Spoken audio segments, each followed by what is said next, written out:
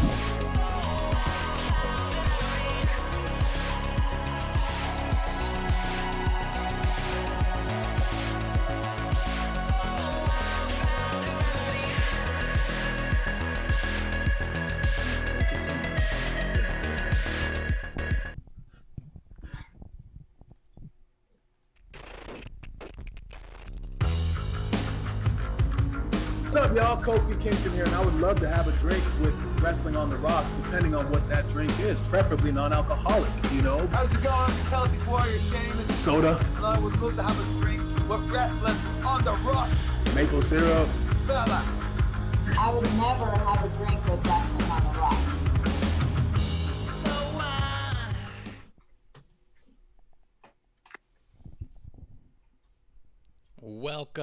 Welcome to Wrestling on the Rocks. That's right, where every show is our first show, because we don't move on to our second show until we get the first one right. So that's right, every episode is episode 1. So welcome back to a brand new episode 1 right here in the dive bar of the IWC with me at Ref Marsh. We are at WOTR the show, but with me today is not the other half of the Ironics, Kevlar on the Rocks. He is out today. But I have brought back, for the first time for a long time, I got the Sports Beard here. Say hello. Hey, guys. Thanks for joining us. Yeah, absolutely. And the big news, I wouldn't call an elephant in the room because I don't think anyone knows. But we've decided, because Sports Beard has done so well the last couple of times coming through, we're just going to have him come on, be a part of the show. He's our new number 3 for our Wednesday Single Malt Studios breakdown of this week in wrestling. So we're going to have me, Kevlar, the Ironics, now a triple threat faction with the Sports Beard. Yeah, really exciting. Really happy to become a permanent party member of Wrestling on the Rocks. Thank you for having me. Dude, no, it's actually really exciting. We've gotten really good feedback about you being on.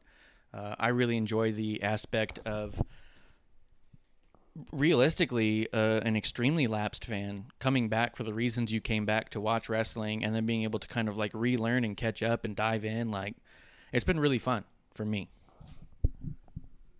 Yeah, I mean, I've enjoyed every minute of it, and I just really appreciate the IWC coming in and being cool to me. You know, so I know that's not always the typical response, but I'm super happy. Am I coming in okay audio wise? It's a little loud, a little quiet, or? I think you're solid on my side. Everything looks like it's good to me. Okay, great. Okay, great. Yep. Awesome. Let's see here real quick. In the chat, I'm trying to get everything set up. We're sans producer today, so I'm kind of running back and forth here. TW Dakes Bishop is in the chat. He says, congrats, I've been fully replaced. It's not true. Kev's going to be in and out all the time. We can constantly have a new number 3. Oh yeah. No, Bishop, you're not replaced, dude. There's no replacing you, man. You're still part of the gang, man. You're the Drew McIntyre to my Roman Reigns, man. You're my favorite number 2. Oh, You'll always be. That's brutal, man. Brutal. Just in time. Cheers at Just Time says, now that's an awesome announcement. Cheers, my friends.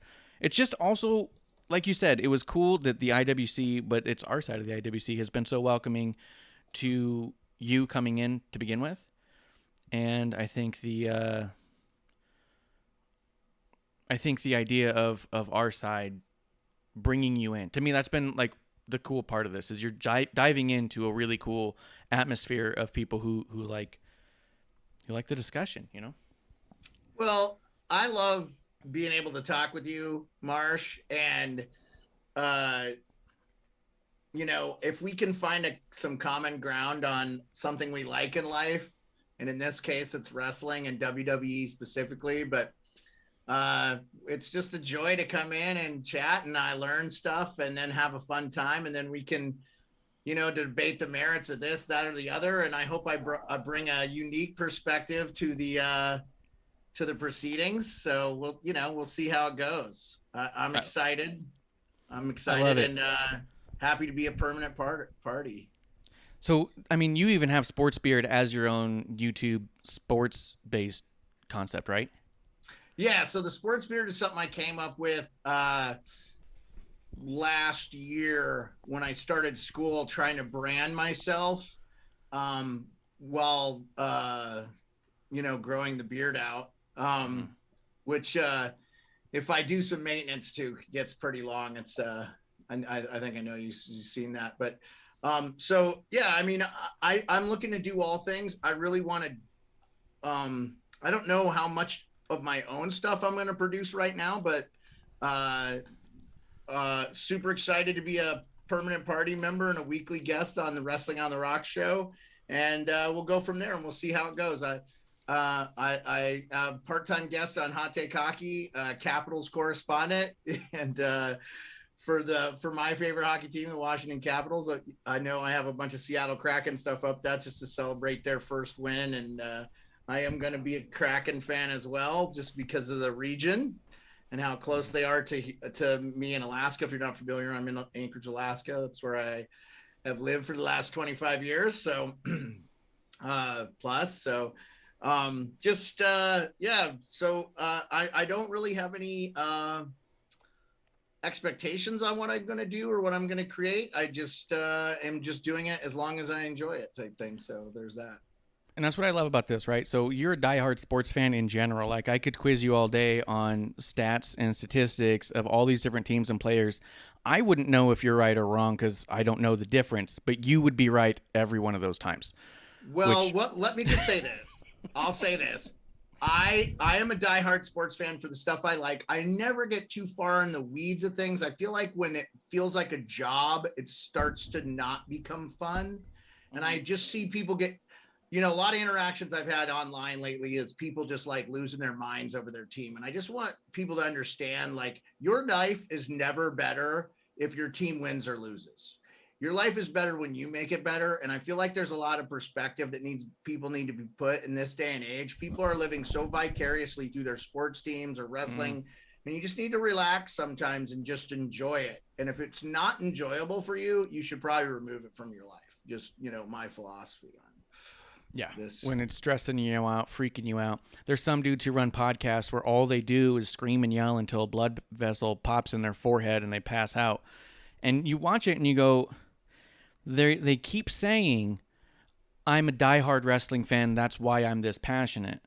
But you don't see any form of enjoyment coming out of any of the things they're saying or how they're even delivering it, where you go, I don't think you are. It reminds me actually of my brother a while back. He went to a place and had fish and chips, and he doesn't usually have that, and that's, fried fish and french fries.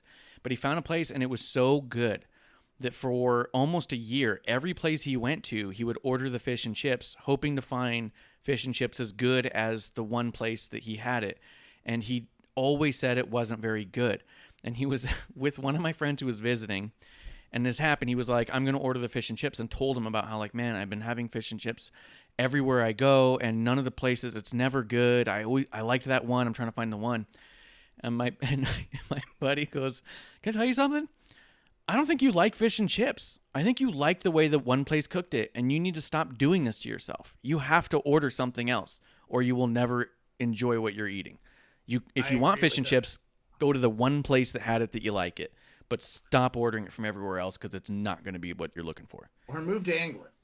To England. They've mastered Where I think it's a staple. Along with bubble and squeak, sausage and mash, and some haggis, right? And was it cheese and onions? Yeah, haggis is Scotland, but they have cheese and onion sandwiches. But Scotland is part of the UK, right? So like you can. Oh, I thought you said England. I'm sure you can get haggis in England. I'm gonna guess there's a lot of Scottish people that live in England. All right, Considering maybe so. it's like, I laugh because it's like Scotland is Oregon, right? I mean, it's not like England is not very big. Yeah. So this is true. I do want to say one other thing. One of the reasons I like that you're coming on full time with us is because most people don't start a podcast unless they're already obsessively into a thing and just know that they can talk for hours on end about this thing. So in that, there is a void of new viewership voices in podcasting. You're providing an outlook and a voice that is really not present in podcasting, except for some shows that might have a guest from here time to time. But realistically, I mean, even producer lady, when she's on and awake, she provides a voice that we don't typically hear either, because she didn't grow up watching wrestling. She's only been watching it the last couple years. She's also a woman. She's also been in the military.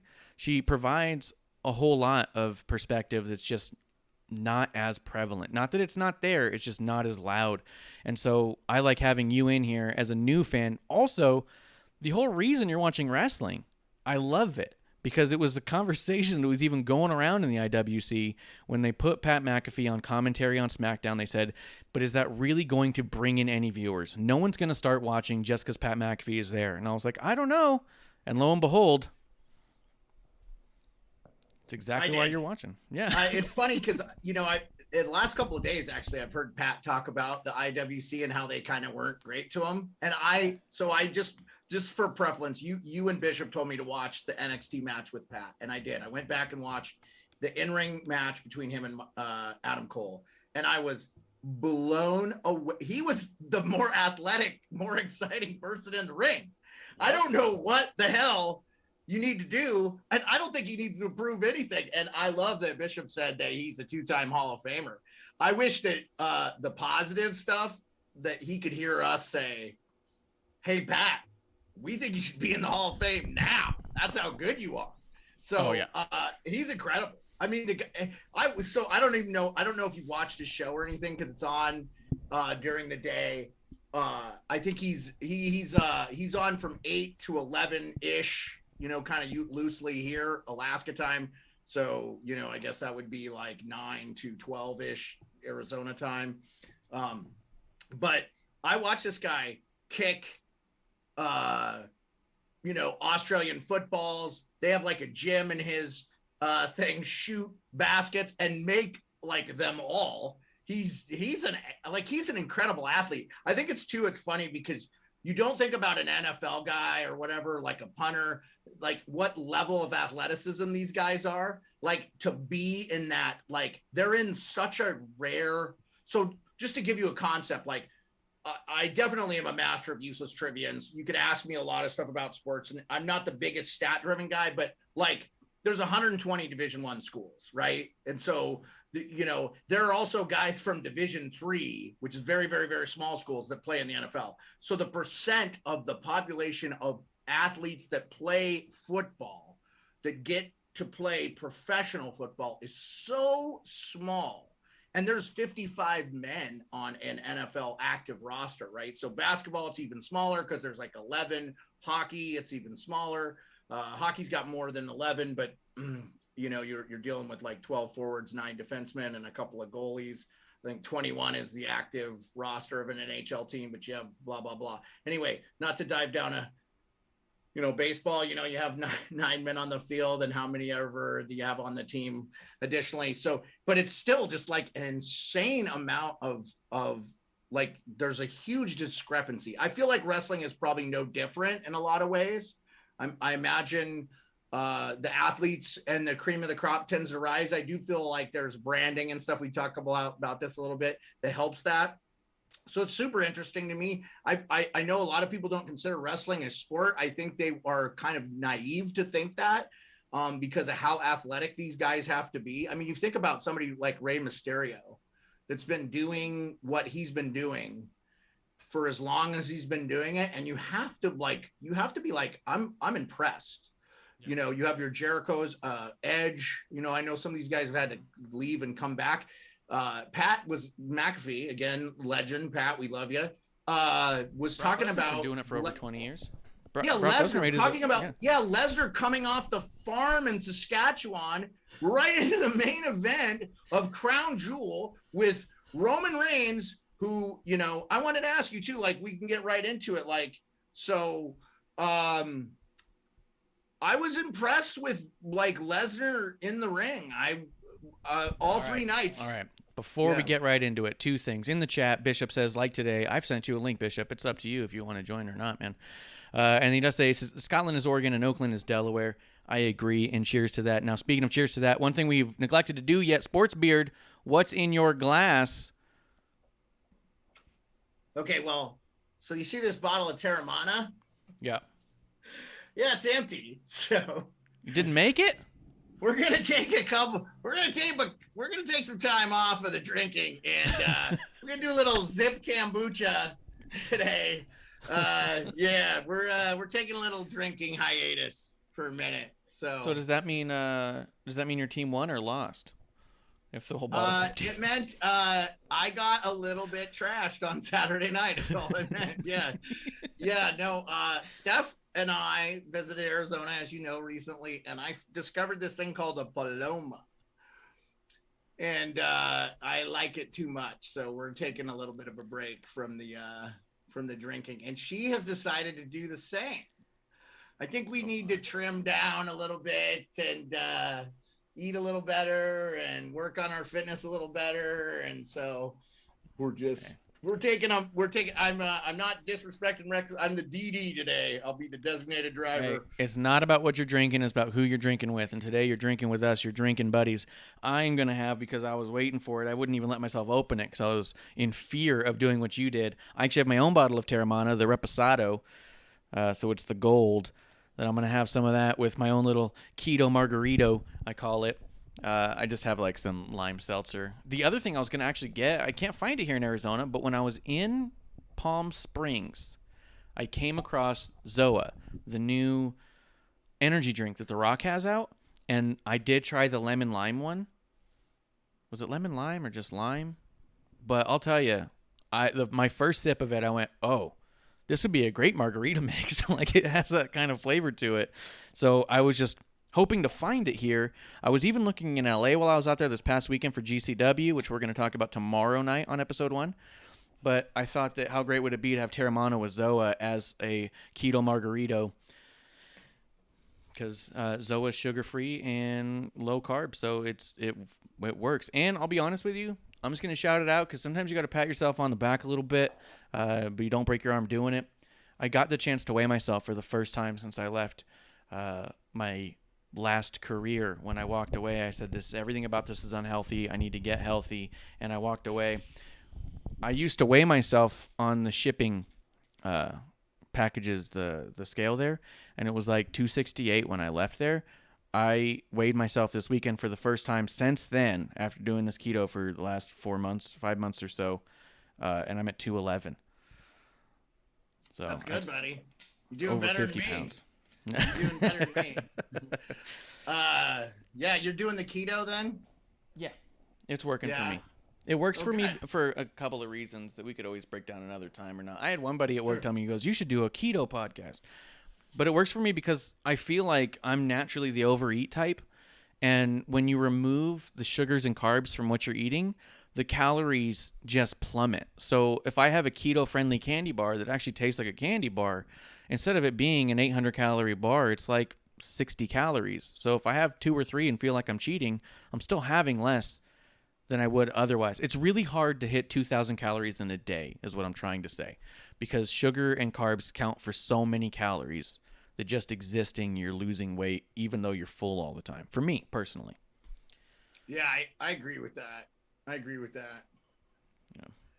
Yeah.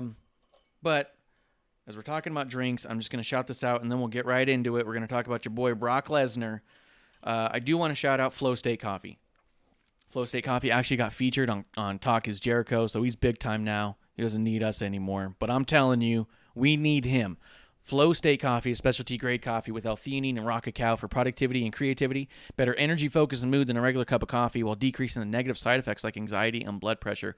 And lately in his newsletters, he's been really pushing that he wants people to focus on that just in their general respect of having it. That a lot of it's not a coffee company so much as it's a coffee for productivity, like the productivity, the positivity, the energy of it. Like, he wants it to be what creators use to help them stay balanced and positive and happy while they're doing the things that they love. And I love that that's his constant message. It's like, yeah, it's coffee, but it's also more than coffee. He even sets up little Zooms where people can jump in and kind of work together or collaborate or even just discuss what they're on or just get ideas from people. It's kind of cool. He calls it the New Wave Order, which is so funny. But if you go to newwave.co, NOOWAVE.co, and put in promo code CHEERS, you can get 10% off your first order of a subscription if you want. If you want to just try a bag, 10% off that. If you want a shirt, just because you like tie-dye shirts, you can do that too. But New Wave Coffee is our choice of coffee, and I hope you try it too. Did Mrs. Beard try it with a little more coffee the next time, or has she been like sitting out on it for a bit? Yeah, I'll let her talk to you about what her coffee preferences are. I think It's not heavy enough. I don't know how well you know Steph's palate, but she is the pickiest poor kid I've ever met. Yeah. She's no longer poor because of how well she does, but I'll just say yeah, she's got a palate that she likes what she likes. And so yeah. I don't try to talk her into anything. Otherwise, I don't know if she's given it the old college try. I will definitely have it next episode. I will bring a cup on to let you know, because everything that coffee says it does is stuff that I could use. The anxiety as a vet, PTSD, depression, anxiety, all that stuff. I love something that can calm you down, but focus you. Yeah. It sounds like a cool thing. I just am not the hugest coffee drinker. And because I'm not doing the keto, I'm doing the intermittent fast. I don't eat before 11 a.m. So coffee, I never think about coffee. But I will tell you today, the lake froze over, just very wafer thin. So it's starting to get cold. So it's nice to have something warm. So I'm looking forward to trying it. I think we're going to keep the subscription for a while and see how it goes.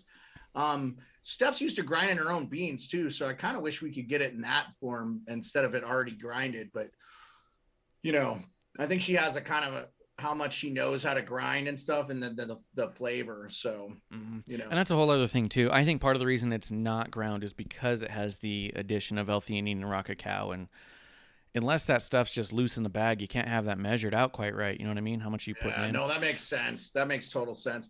We also put a teaspoon of lion's mane in it when we make it too, just to kind of help me with my brain. So it's it's been really good for that too. Well, I'll say too, like I know I told you we were a part of a restaurant last time I was on. I was actually getting a call from the restaurant owner. Kind of some exciting news on our front. We had Mr. Guy Fieri come to our restaurant, Diners, Dive-Ins, and Drives here in Anchorage. Cool. It was really, really awesome to see. And we get a lot of coffee from there. It's an Italian blend that's straight from Italy. And so it's a much stronger coffee. And I think Steph is kind of used to that. And which is not a common American thing, so, but anyway, that was kind of a cool piece of news that we had happen. And at some point, you'll see our restaurant originale on Diners, Drive-Ins, and Dives. That's dope. And Italian coffee is its own thing. My when producer was in Italy when she was deployed out there, she was sending me back coffee all the time, and it was fantastic. When I was in New York, getting Italian coffee was not difficult. So we would go to and my boss at the time was Italian, so that was like all he wanted all the time. So 100%. It's a lot stronger, a lot heavier. It could definitely, if that's what you're used to, it could definitely be a whole other thing. Let me give you this thing too. When we went to visit you in New York, and then we went back when you were gone, which didn't feel as right when you weren't there. Steph has yet to find a cup of coffee in New York that she likes. So in the city that never sleeps, you think their coffee would be good, but that just lets you know her kind of standard as far as coffee goes. So, but I'm definitely going to push the coffee that supports the show, and I'm going to try it and I'm going to drink it. It sounds great. So yeah, and to be honest, if you don't have it because you get jittery and because you get all that stuff, this might be the coffee for you that helps balance that, and it might actually, you might find that you like it more than you've liked other coffees, because maybe that's one of the reasons you don't like drinking coffee, because the coffee in your house is fucking butane. Yeah, I think, well, and I'll just say this too, like, I like the coffee that we have, but I just, I drank a lot of coffee when I was, working jobs in high school and stuff, and staying up till 3 a.m. and then working at 5, and, just things like that. So I feel like I almost kind of killed my coffee palate at a young age, the turpentine stuff. In the Army, we just take the Folgers grounds that came in the MRE and stick it in your lip like it's a chaw, so you'd stay awake. And so it's just one of those things where it's like, well, do you want to get into the wrestling shit or what? Let's get into it. Let's see. Let's talk news before we talk the shows, just for fun's sake, to get through it. Let's see. Let's start with a positive note. Let's see. Stephanie McMahon did a conference about giving back. I'm going through because producer sends me all the news stuff. Yeah, I saw something. She got didn't she get recognized by? Yeah, she's constantly getting awards and stuff. Yeah. Just because it was out there, I don't remember if you and I talked about it at all a little bit, like the ratings and stuff like that. I wanted to throw this out there. I don't know, maybe it's better for next week or for next episode 1, but like SmackDown did 2.2 million, Raw was up to like 1.7, AEW Rampage was down to 500, and everyone keeps talking about the demos and what they're doing in them. And Eric Bischoff this week put out a comment where he said, "Shut up and wrestle. You guys aren't actually in competition. You're literally comparing numbers that have opposite competitive things." Where he talked about, if you're trying to compare to Raw, it's up against Monday Night Football. If you're trying to compare to SmackDown, it's on a national TV network, or that's not cable. So he's like, you guys aren't comparing things that are comparable, because there's so many factors, which I think is amazing. And I think the other thing that people keep getting lost in is like, oh, but the demo, and they're looking like week by week demos. I think what they're neglecting is like, so Rampage did 0.2 in the demo that they talk about, and SmackDown did 0.58 or some shit. So all that to say that, like, hey, we don't work for advertisers. We don't make money from advertisers. We don't barely understand this stuff. But I thought that Brandon Thurston did a really good job on his episode of Pro Wrestling for Life with Sean X Puck Waltman, which is currently in hiatus. But he did a small interview in there where he talked about the interesting part about the demo is that isn't even going to be relevant for like 2 years. And he kind of like glossed over it. But when you break it down, what he's saying is that when the contracts come up for the networks and they get the opportunity to renew or buy new between Fox, USA, and TNT, that AEW could potentially be seen as being grossly undervalued due to its competitive nature in the demo, not the fact that it's winning or even losing in the demo, but just that it's competitive in that regard, where, I mean, in this one, that's not even competitive. SmackDown's doing twice. So would Fox actually want AEW Rampage if it's not even doing half of what it is? But it's also, you're looking at a yearly average, right? So they got 2 years to say, this is our average demo rating, which is supposedly what networks want to know, so because that's where the advertisers want to place their things. And I don't know, we don't make money there, but it's so funny that you bring this up today, because Pat was talking about this on his show today. I don't know if you saw that the Nielsen ratings are a little bit under siege. The Hollywood Reporter has an article out about it right now. Yep. And if you have Apple News, you can get the Hollywood Reporter for free. So it's one of those magazines, but so Nielsen, have you ever done a Nielsen survey, by the way?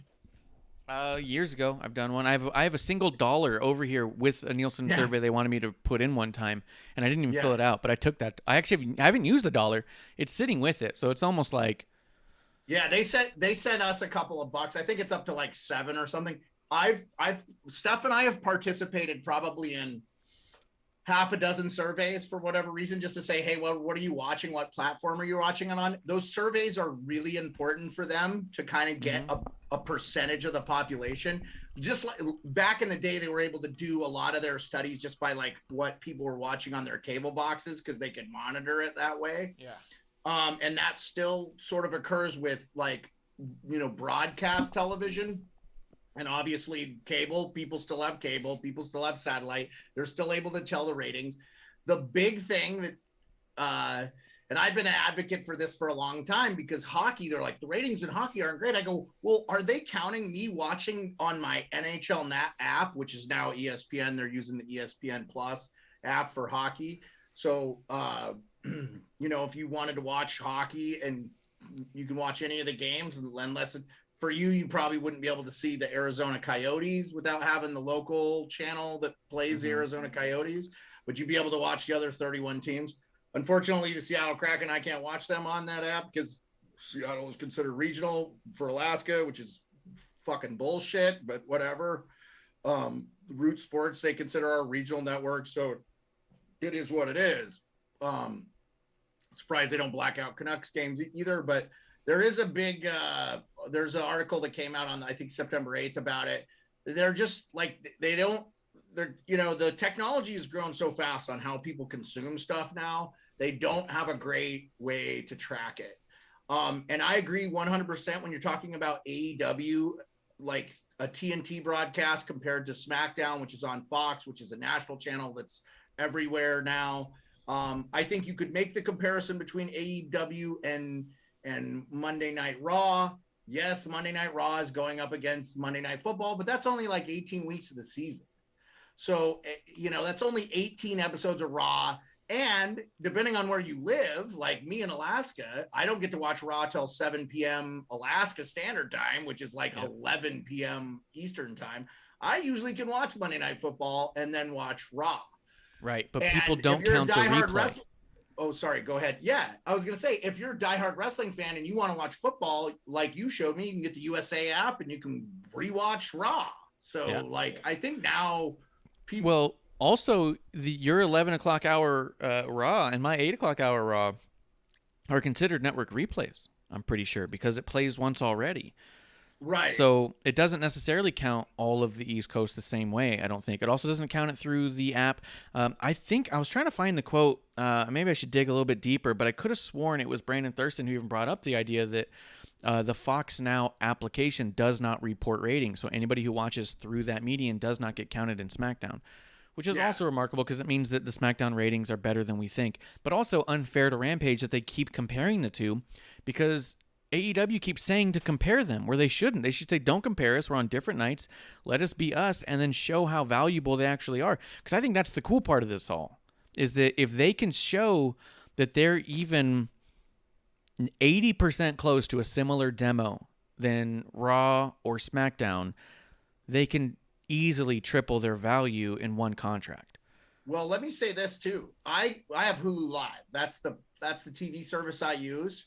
Okay, AEW's on TNT. I get 2 TNT channels. I get TNT East and TNT West. So I can watch AEW Rampage or whatever at like 4 p.m. Alaska time if I want. It's just unfortunate because, it's hockey season for me. I'm not going to put in as much time watching, that stuff when like hockey's on, but which most of the games Eastern time start about 3 p.m. Alaska time. I'm lucky because I don't have a real job right now. But yeah, so I would just say like the ratings are flawed. I think if you're getting significant numbers on network television, their numbers are probably better than you thought. Yeah. I think that if it's one of those things where you're not certain, I think I'm not on Reddit and all these things, but the Bleacher Report, which is owned by Turner, which is, paying AEW. Yeah. I see a lot of comments about WWE and AEW, and it seems to me that there's a lot of pro AEW fans out there. I'm just saying, like I definitely see. I know you're not one of them, and I know Bishop is not one of them. But I'll say, from what I have seen, there are a lot of AEW fans, and I think bottom line, up front, whatever you want to say, has to do with who they have on the roster. Guys that have made their bones in the WWE, Jericho. I mean, the only guy from there that is not a huge former WWE guy is Kenny Omega, right? Am I wrong? I don't think he was in the WWE. He was never in the WWE proper. He was in FCW for a short period of time, their training program, but he didn't last very long. But at the same time, I would say there's more of a mixed bag than that at this point. But I do think the argument can be made because you have high-level guys who want to go to a more relaxing environment. What I think that's cool about it all, though, is that when it really boils down to is that if AEW can show that they do year over year, especially because we have like 2 years before this is relevant. That's the funny part about like what Justin says in the chat. I still don't get why any people gush over the demos and ratings. It's so pointless. It is pointless for us. We're fans. We're not getting ad revenue. Yeah. So the fact that people obsess about it, I'm not making a dime off of AEW ratings or WWE ratings. Now, I will say that I'm not anti-AEW like you'd sort of insinuated. I'm pro AEW. I'm just not a fan of their product.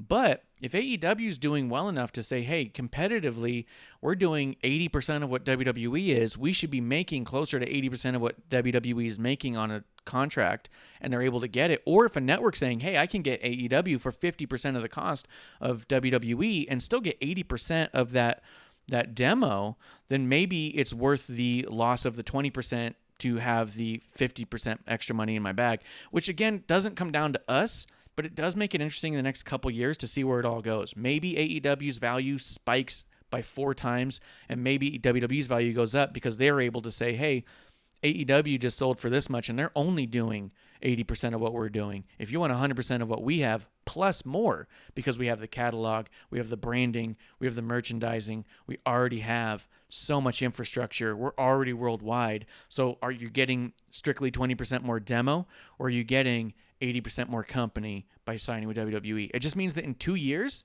I think the conversation is going to be awesome. But for the next 2 years, fans need to chill the fuck out about the day-to-day. Well, let me say this. In the history of America, nothing has been better without competition.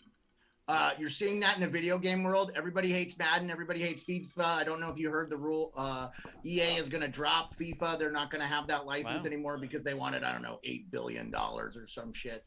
But anyway, like, all I've seen is constant complaints about the NHL game or the football game or this or that because there's not another brand out there because they all did these exclusivity deals, which I think is absolutely affected. And again, I hate to keep going back to this, but I feel like the WWE in the Attitude Era was kind of spurned out of the Monday Night Wars with WCW. And I just feel like the AEW is only going to help the WWE long-term. I think the WWE is only going to help AEW, and they're 2 total different products. I totally get that. But let's face it, it's still sports entertainment. It's still wrestling down to the meat and potatoes. Whether I personally, from what you guys have said and what I've seen, it looks like AEW has like too much talent on there right now, and they don't know what to do.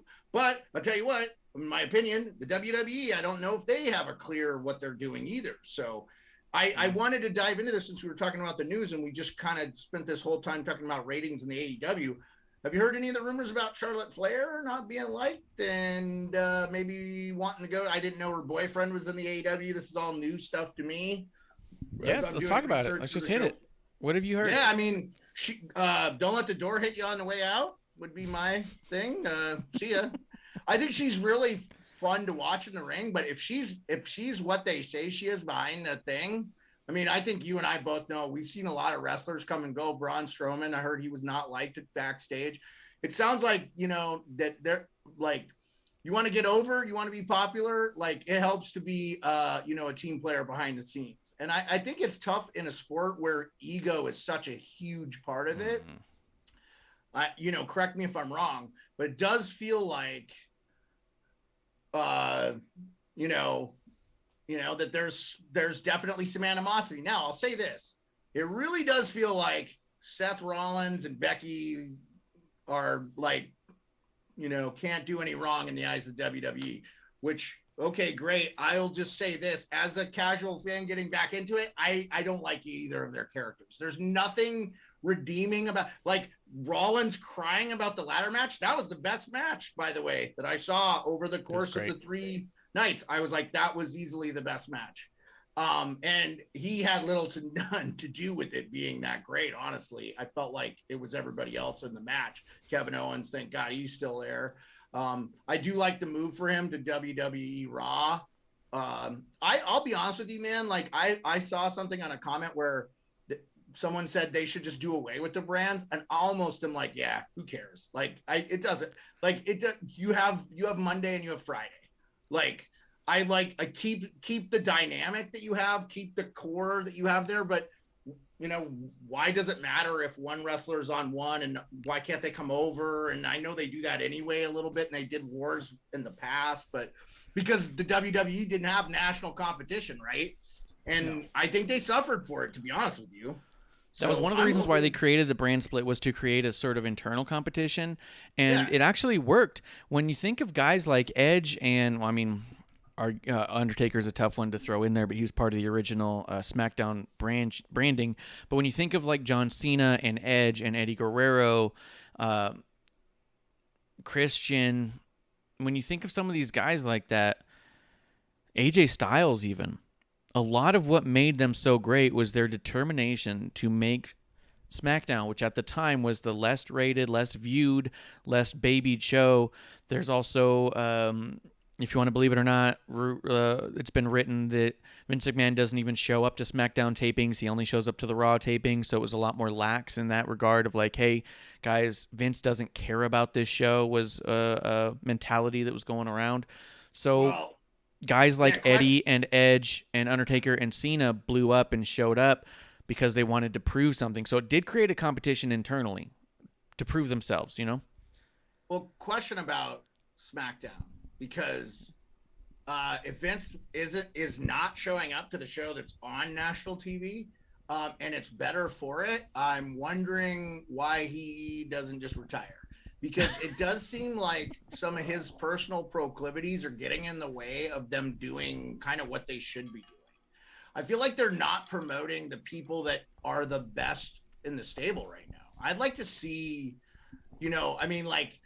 just for example, some of the comments I heard were like Bearcat, they need to do something with him, Keith Bearcat Lee, because of, he did a little bit of a rebranding, right? But he was huge in NXT for a long time. He was the NXT champion. And you'd like to use NXT as a way to grow. It looks like they've got some good talent from there, and they're coming in.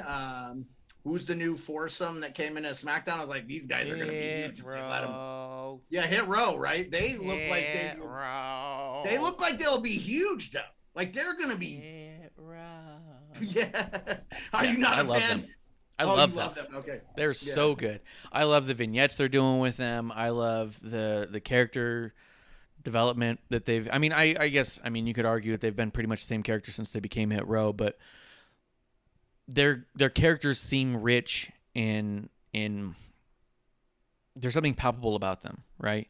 There's something that comes off very genuine about them. Like they may be turned up a little bit, but part of the impression you get is that's kind of probably how they are when you talk to them, but probably just a little bit, probably not rhyming all the time like they do in their promos, but their attitudes and stuff have got to be a little turned down from that in real life, but just kind of upped.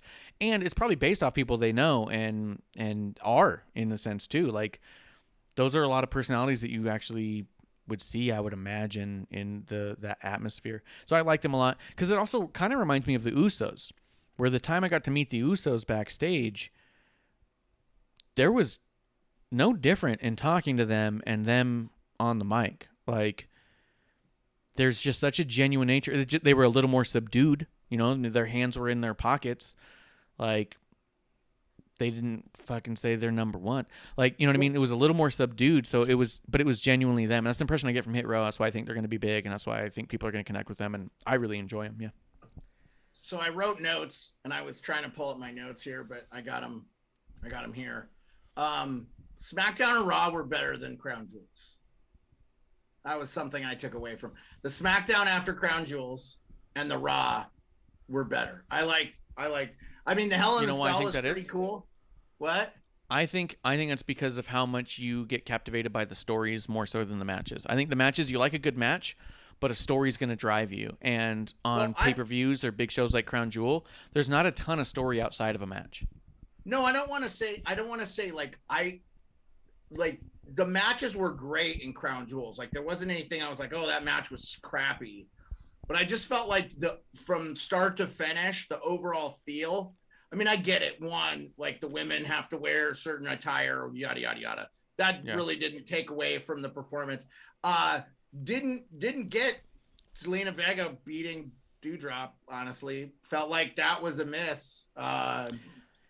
She doesn't feel like that she's that popular to me. Again, sorry. Like, I'm just getting back into it, and I know she was big on Twitch. And we had this discussion last time. Feels like Doudrop has a bigger fandom. Like, probably could have. So, what was her? What was her previous name? Sorry, Piper Niven. Yeah, but I think that you could make the argument then that Piper Niven or Doudrop has less to gain than a Zelina from a Queen of the Ring, because if Doudrop's already quote over or popular, and Zelina is already hated, then you can get more hated with a crown than beloved. Not too many baby faces or good guys win the King of the Ring. Because if you walk around saying, look, I'm King of the Ring, so that proves I'm better than most people, it's an asshole thing to say. Well, you know what I mean? Some people can pull it off. Bret Hart pulled it off. Stone Cold pulled it off because they used it as a mechanism to say it proves that I'm as good as I say I am.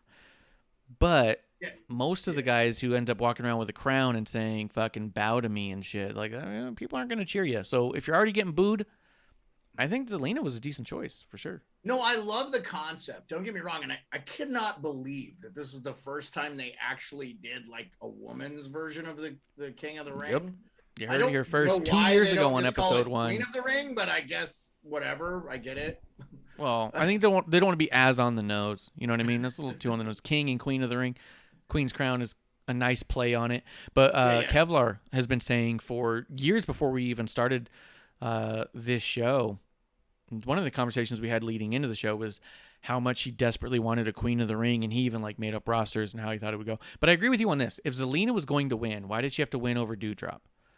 Because I feel like a win over somebody else, even like a Tony, could have actually been better for Tony than it was for Doudrop. Because if you lose as a good guy in an important match that you think that the fans want them to win, you become an underdog, like Bianca in SummerSlam. So Tony probably had more to gain by losing that entire tournament than I think Doudrop, because she's already very popular. So I agree with you there. I'll tell you who I think they missed a perfect opportunity to put over, or whatever, if you want to say, and is the Queen of Spades. Already has it in her name. Shayna Baszler, really disappointing. And I've heard that Vince, not a big fan of the female MMA, but like, you had Ken Shamrock, bro. Like, you've had MMA people before. I don't understand why he doesn't feel like it doesn't translate on the women's side like it does on the men's. And I'm going to be critical of him because I feel like he's making some missteps that where I think the shows could be even more popular. And just like, so look, the example, the men, they put a babyface. Xavier Woods a babyface, right? I mean, there's no question. The guy's a babyface. New Day, Big E. And again, I'm going to be interested. If it's Seth Rollins is going to beat Big E, I'm going to be disappointed that they didn't give Big E a longer title run. Yeah. He's way more exciting. I think I'm not saying he's a better in-ring wrestler, but he's a good wrestler. I like watching him wrestle. By him, you mean who? Big E. Okay. You don't like Big E wrestling? I love Big E wrestling, but you said him after you mentioned Xavier, Big E, and Seth Rollins. I want to know who you're talking about. Oh, yeah. I said the New Day is a baby faces, and then I said, if it looks like they're setting Seth Rollins up to face Roman Reigns later in some, clash or something. Okay. So that's a good point, because you have Survivor Series coming up in November where it's champion versus champion. So do you want Big E versus Roman right now, or do you want Roman versus Seth Rollins right now? or do you want to save one of those for a potential WrestleMania match down the line? It's hard to say. Well, are you gonna give Big E the title just to take it away from him right away? I mean, I don't know. Like, let the guy build some clout with it a bit. And Seth Rollins doesn't need to be put over, and everybody already hates him. I don't know if I understand the psyche of what's going on in the wrestling world now, where, yeah, you say Stone Cold was a heel, but he really wasn't a heel. He was a babyface. When he became Stone Cold Steve Austin, he became so friggin' popular, he couldn't be a heel. Like, he was like anti-hero, yeah. Yeah, he was an anti-hero. I mean, I think it's hard in the wrestling thing because they kind of do rinse and repeat, and they kind of, this is what works, and we know what works. And I do think that there are people who oversimplify things and say, well, bad guy does bad guy things, and good guys do good guy things, and that's all there is to it. There's no bigger good guy in the history of WWE than Hulk Hogan. And Hulk Hogan punched Sherry Martel in the fucking face. He punched a woman in a match, and the crowd cheered.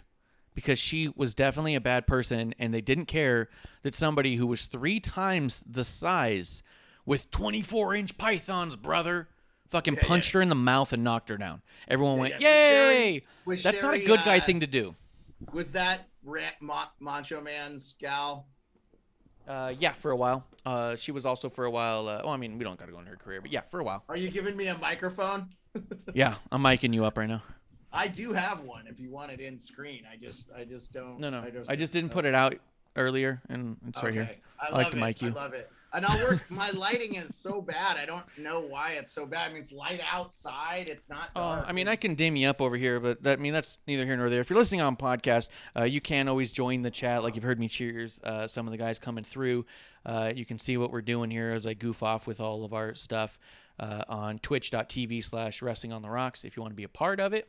Otherwise, if you just like enjoying hearing it as it goes, yeah, I just put a little boom mic, kind of fuzzy mic in front of Sports. Hey, so I'll always give you my first impression, but it's always going to come from an honest place. So I feel like I like the SmackDown and Raw over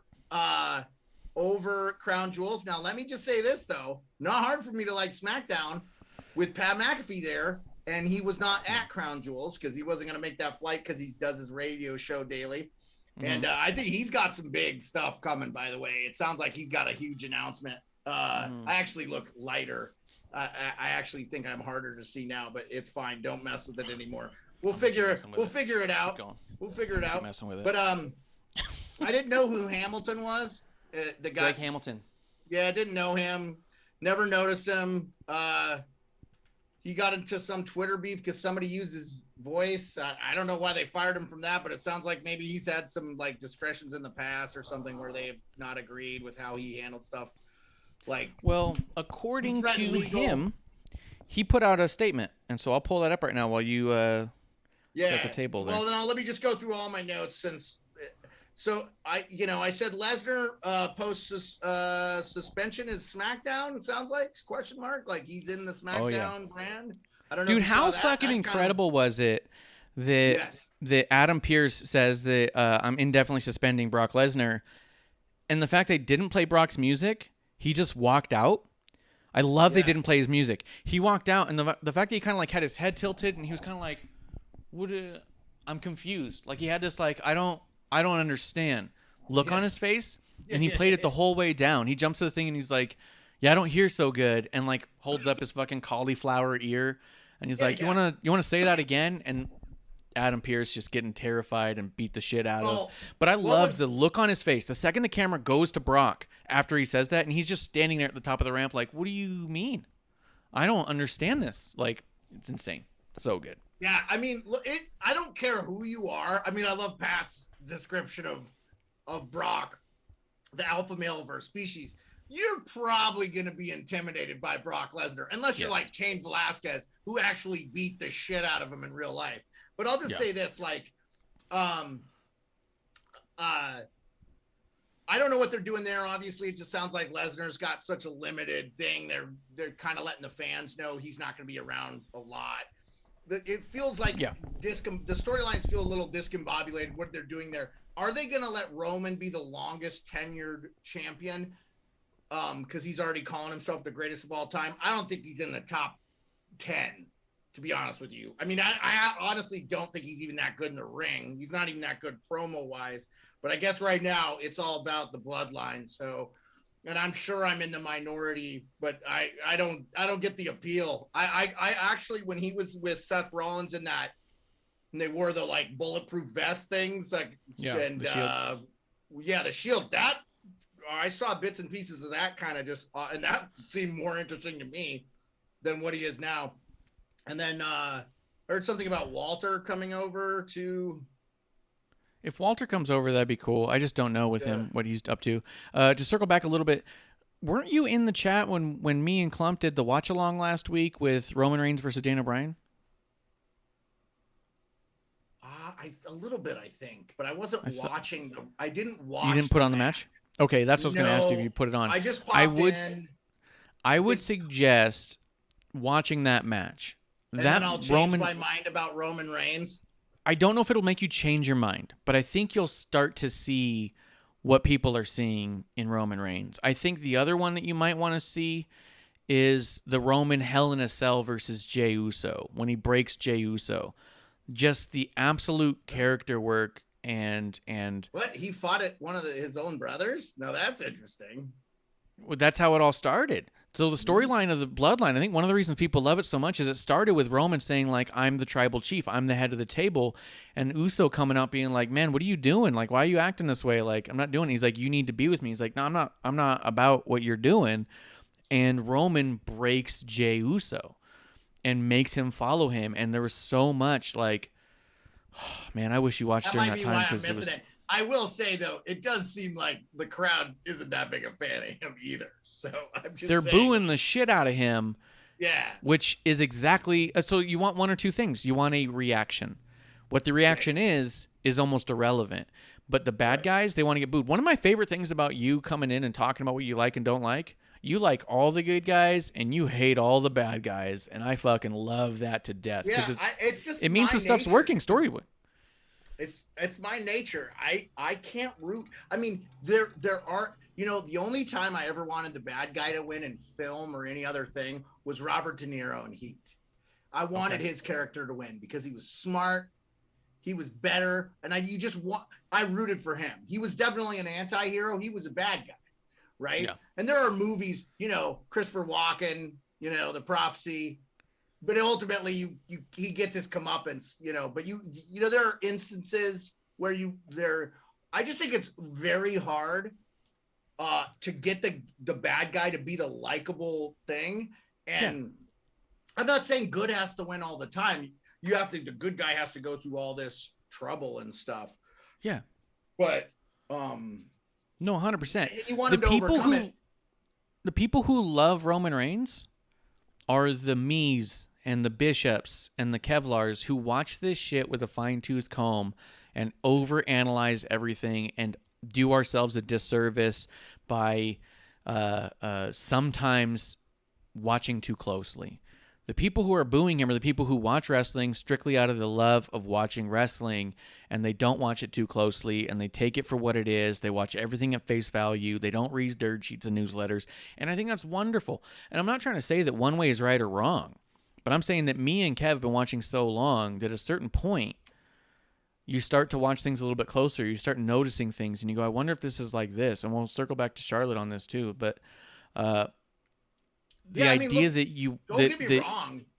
Like, you not wanting to cheer Roman, I think, is actually perfect. They don't want you to cheer Roman. The reason I love Roman is because I'm watching the way that his character's developed and seeing how hateable he is. Watching how hateable he is makes me smile because I mean, the what they call him is a smart mark or whatever. I'm too smart for my own good kind of a deal. I appreciate what effort is being put in. You know what I mean? Like, you can see the character work and say, oh, he's made himself hateable when he was the superhero for so long. Yeah, I mean, I know that there was a time when he was trying to be a babyface, and I think sometimes it maybe doesn't come natural to some of those guys to be that, like it does for like a Cena or obviously Hulk Hogan, something like that. But those are like outliers, right? It's so hard to become that popular. They had to kind of work their way up there. I'm saying, like, at some point they might need to just do a babyface turn to him. I thought Lesnar was going to be that for him, maybe as like kind of turn Lesnar into like the bad guy. But really, it feels like everybody's rooting for Lesnar. Like Lesnar looks cool. His look looks cool. He looks like a psychopathic lumberjack, you know, like, and it's dude, insane. I'll be honest with you. Like I'm UFC fan, big UFC fan, watched like just about every UFC since UFC 1. I've watched a ton of UFC. I hated Brock Lesnar in the UFC. Not a fan of him at all. Loved seeing him get liver kicked into retirement by Overeem. I mean, he came back again. I know that, but like I watched Cain Velasquez work him over. I was never that big fan of Lesnar because I also felt like it might be questionable where some of his size and strength came from. You know what I'm saying? Yeah. We want everybody on equal playing grounds if you can have it. Even though for a long time MMA had a TRT exemption, which was a joke, which they finally got rid of that. But, you know, nothing against Brock and his bulk and stuff like that. I know he was an NCAA athlete that got tested and he was big back then. I think he's a big guy. I think what he is doing now is what he was born to do. I hope they do something similar with Gable Stevenson. I'm a big fan of guys that, you know, my high school was huge collegiate wrestlers, back-to-back state champs. Those guys worked their ass off. I saw how I was the wrestling manager for one year. I watched how hard they worked to get cut weight and compete. And I know that, you know, wrestling, like the sports entertainment, I think is no different. You know, these guys worked on the road for years and drove in shitbox rental cars and ate top ramen and stayed in the worst places you can stay in front of crowds of 30 people at times to get to the Madison Square Gardens and stuff like that. So I really respect the journey and stuff like that. But you know, I'm going to say what I like and I'm going to demand the best quality we can get as spending our time watching about it. So I will always say, and you know, it's not, I'm not going to lie. I'm always going to root for the good guy if the story makes sense. Yeah.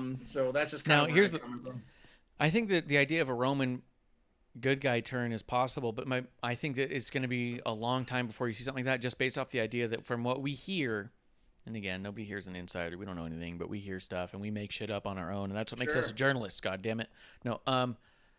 That Roman is currently outselling everybody in merchandise as a bad guy, and his merchandise outsells everyone by everyone.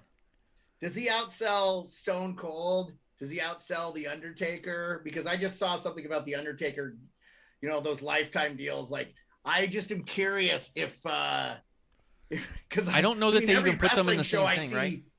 What? The merch sales metrics that get put out and whatnot are active rosters and legends rosters. They're separate, so they're not part of the same conversation.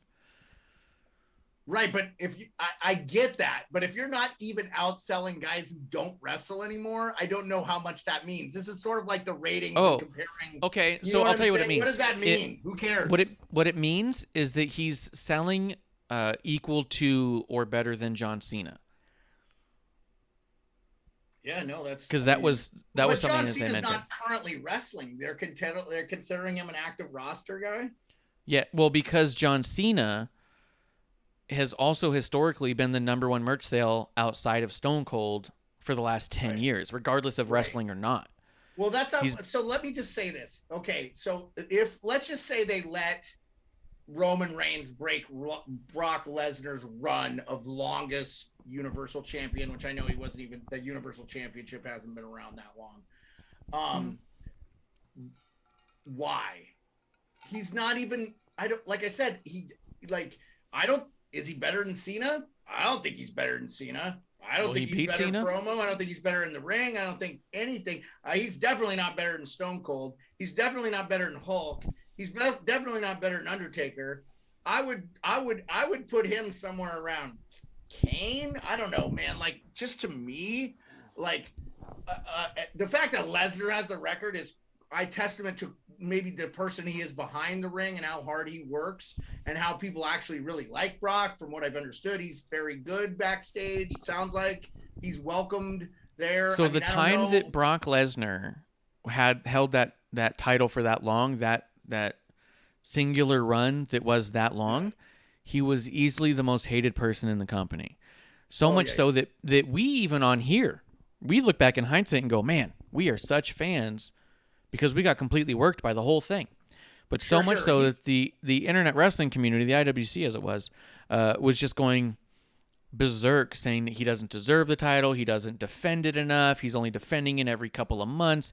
He would defend it like 6 times a year, and people would lose their shit about it and say, well, how he's holding it so much because he's not putting it up all the time. But you also look back at other historical champions, and they didn't always defend it all the time either. But it all worked in a way to make him more hated.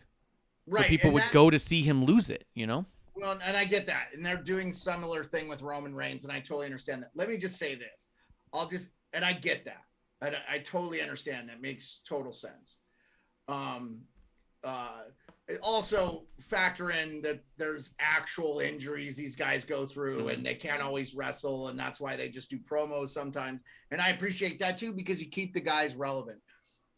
It almost feels like they probably need 4 shows because they have so many people. I feel like this is the problem, is like even the AEW is dealing with this too, right? Like they just have so much talent. Were they going to get this guy? They're going to get Bray Wyatt, or, you know, not likely, but, you know, like, but wouldn't the WWE be awesome with Bray Wyatt back in? I'd like to see him come back.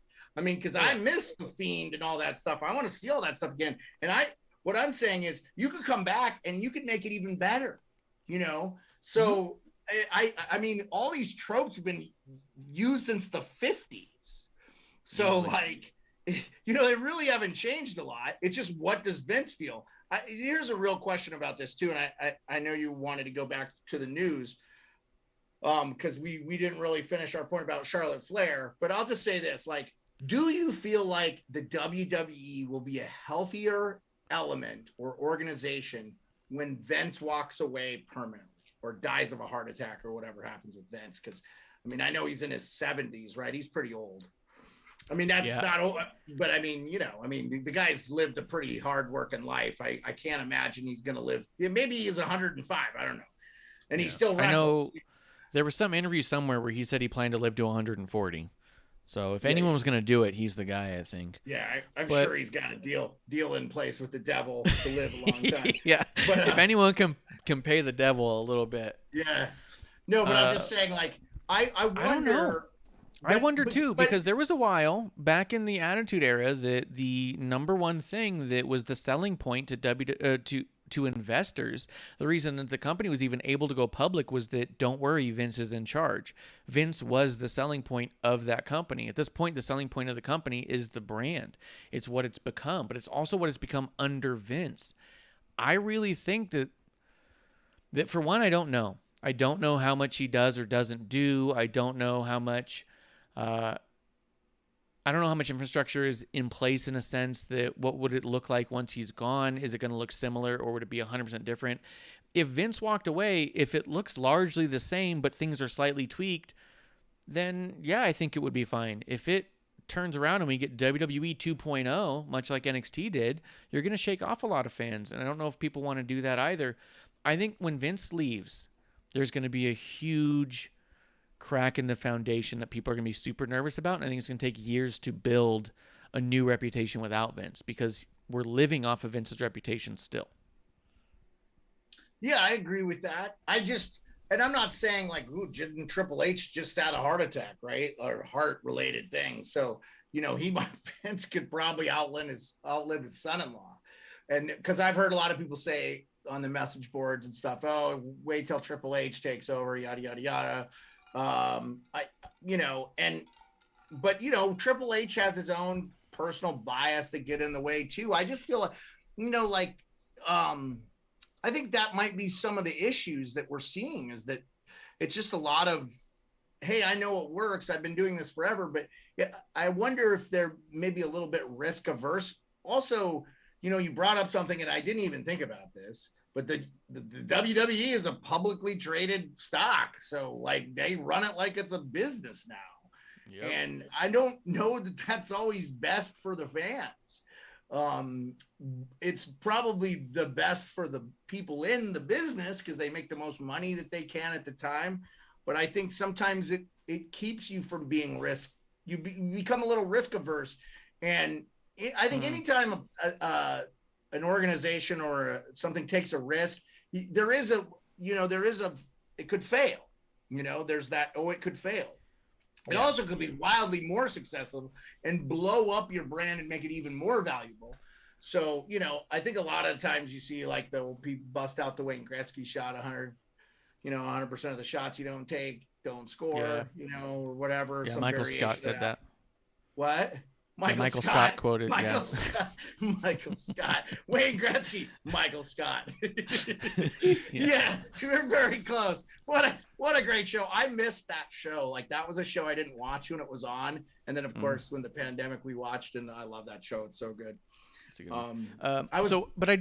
I wonder this, right? So it also comes down to, like, we as fans who dig into the minutia and as Jeff Jarrett says on his podcast, get granular.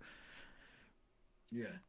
Do we deserve everything to be catered to us because we've been watching for so long? If the company is at an all time profits, if they're making more money now than they ever did when we were the only ones watching, do they need to cater to us? Can we you know what I mean? Like, can we accept that, hey, at a buffet, you don't pick one of everything?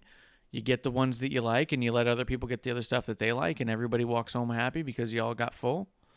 You know what I mean? I think the problem with wrestling fans now is they want everything to be them. They want too much birthday in every level. It's not enough that you have wrestling on every single day of the week and sometimes twice on some days. They also want every single match and every single storyline and every single character that they want to be the ones to succeed in every single spot. And I think that you're trying to overeat on too much birthday on top of it. Like, can't we be happy that it's all available and then get our fill on the things that we like you would at any buffet? Sorry. Now get the dog. Yeah. You know what I mean? Capes and Mabes had to come in. He wants to say hi. No. I agree 100%. I think what we're seeing from the WWE is 100% has to do with the business model. And what they're doing. They took the WWE Attitude Era, which put them at an all-time high where they could go public, and then they toned everything down. And they need to tone stuff down. I mean, like, there were times that I'm sure that there's things they wish they did or did not do, right? That were a little bit over the top. Like, wasn't there one? I can't remember the thing, but there was a bed in the ring. I don't know. Oh, the consummation of Edge's championship. Yeah. Where him and Lita had sex in the ring. But here's the deal. Yeah, they might want to circle back to some of that stuff if they could, but at the same time, I don't think they need to circle back to that. I don't. No. I meant like pull back from it. But like the idea that the company at the time was considered to be the most popular the company had ever been. However, they're making more money now than they've ever made. So what would you as a company want? More money or more viewers if you're looking for longevity? Well, you want both, right? You want both. They want more money and they want more viewers. And at the same time, SmackDown's the #1 rated wrestling show every week, top to bottom. You know what, though? Doubt. We just talked about these ratings are flawed. They may actually be getting way more viewers than they already were getting back in the day because of streaming, watching it delayed, DVR. That was the other thing. Like when you did the Nielsen thing, they asked, well, did you DVR it? Because I think at the time we had like Netflix, but we had like DirecTV at one point. So we've done the Nielsen one. And then it was like, oh, what'd you watch it on? Well, Hulu Live. We watch it on Hulu Live. Are they even counting Hulu Live and watching my local channel? Is that counting me watching that? So if I'm watching Fox 4 Anchorage, WWE SmackDown, are they saying I'm watching WWE SmackDown or am I watching on Hulu Live, even though I'm watching on, it's so convoluted. Who knows what's what? I think I'm going to guess people are consuming more content than they ever have because of the pandemic, because of everything, how it is, whether they're watching it live or whatever. I think that market has just grown exponentially. Yes, I think that's the WWE's argument most of the time is that when you look at their social medias, if you look at their YouTubes, YouTube has 82 million subscribers. Now, how many of that is people who logged out of their account and logged back into a new one? How much of that is someone having 4 accounts and subscribing on all of them? It's hard to say. So maybe they don't have 80% or 80 million, but if they even have 50% of that, that's still 4 times the amount of the highest rated wrestling show of all time, just somewhere around 9 million. I think you know what I mean? YouTube- So it's like, I think YouTube has algorithms and stuff, though. They'll get rid of like defunct accounts, and if they notice you're logging in from the same account from the same IP address, because I've watched my buddy Hot Take Hockey go from it's usually about 100 or 200 subscribers fluctuate here or there. I mean, he's almost to 41,000. So, but I've watched him kind of go, what? Yeah, they come and go like that because the same thing happens on Twitter. Same things happen on our YouTube. We're really close to that 100. So, by the way, if you guys can go to WrestlingOnTheRocks.com and go to the links and hit the YouTube link, it's the quickest way to get there. Or any of the videos on WrestlingOnTheRocks.com, we post our weekly videos right up there.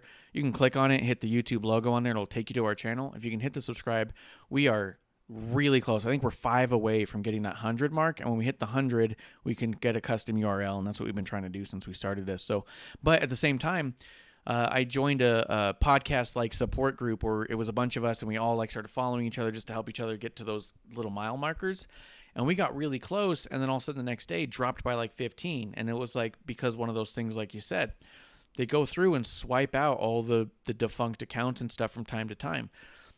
Producer is always looking at her follower count on Twitter and saying like, oh, I lost 2, or I'm up 3, I'm up down 1. And I tell her all the time, like, hey, bots come and go and these accounts deactivate. So you really don't want to look at it day to day. Look at it month to month and see where you're at. And you're just, as long as you see a steady growth month to month, you're doing a good thing. And that's kind of where we're at with that too. So yeah, I agree with it. Like with YouTube, they do a good job fishing it out. So I'm sure it fluctuates with them, but still 80 million strong. A lot of people are consuming content in a lot of ways, especially with something like wrestling, where, as you mentioned before we went live, it's hard enough to watch 2 to 3 times a week. When you're talking about 3 and 2 hour shows just twice a week, that's 5 hours worth of your week watching it.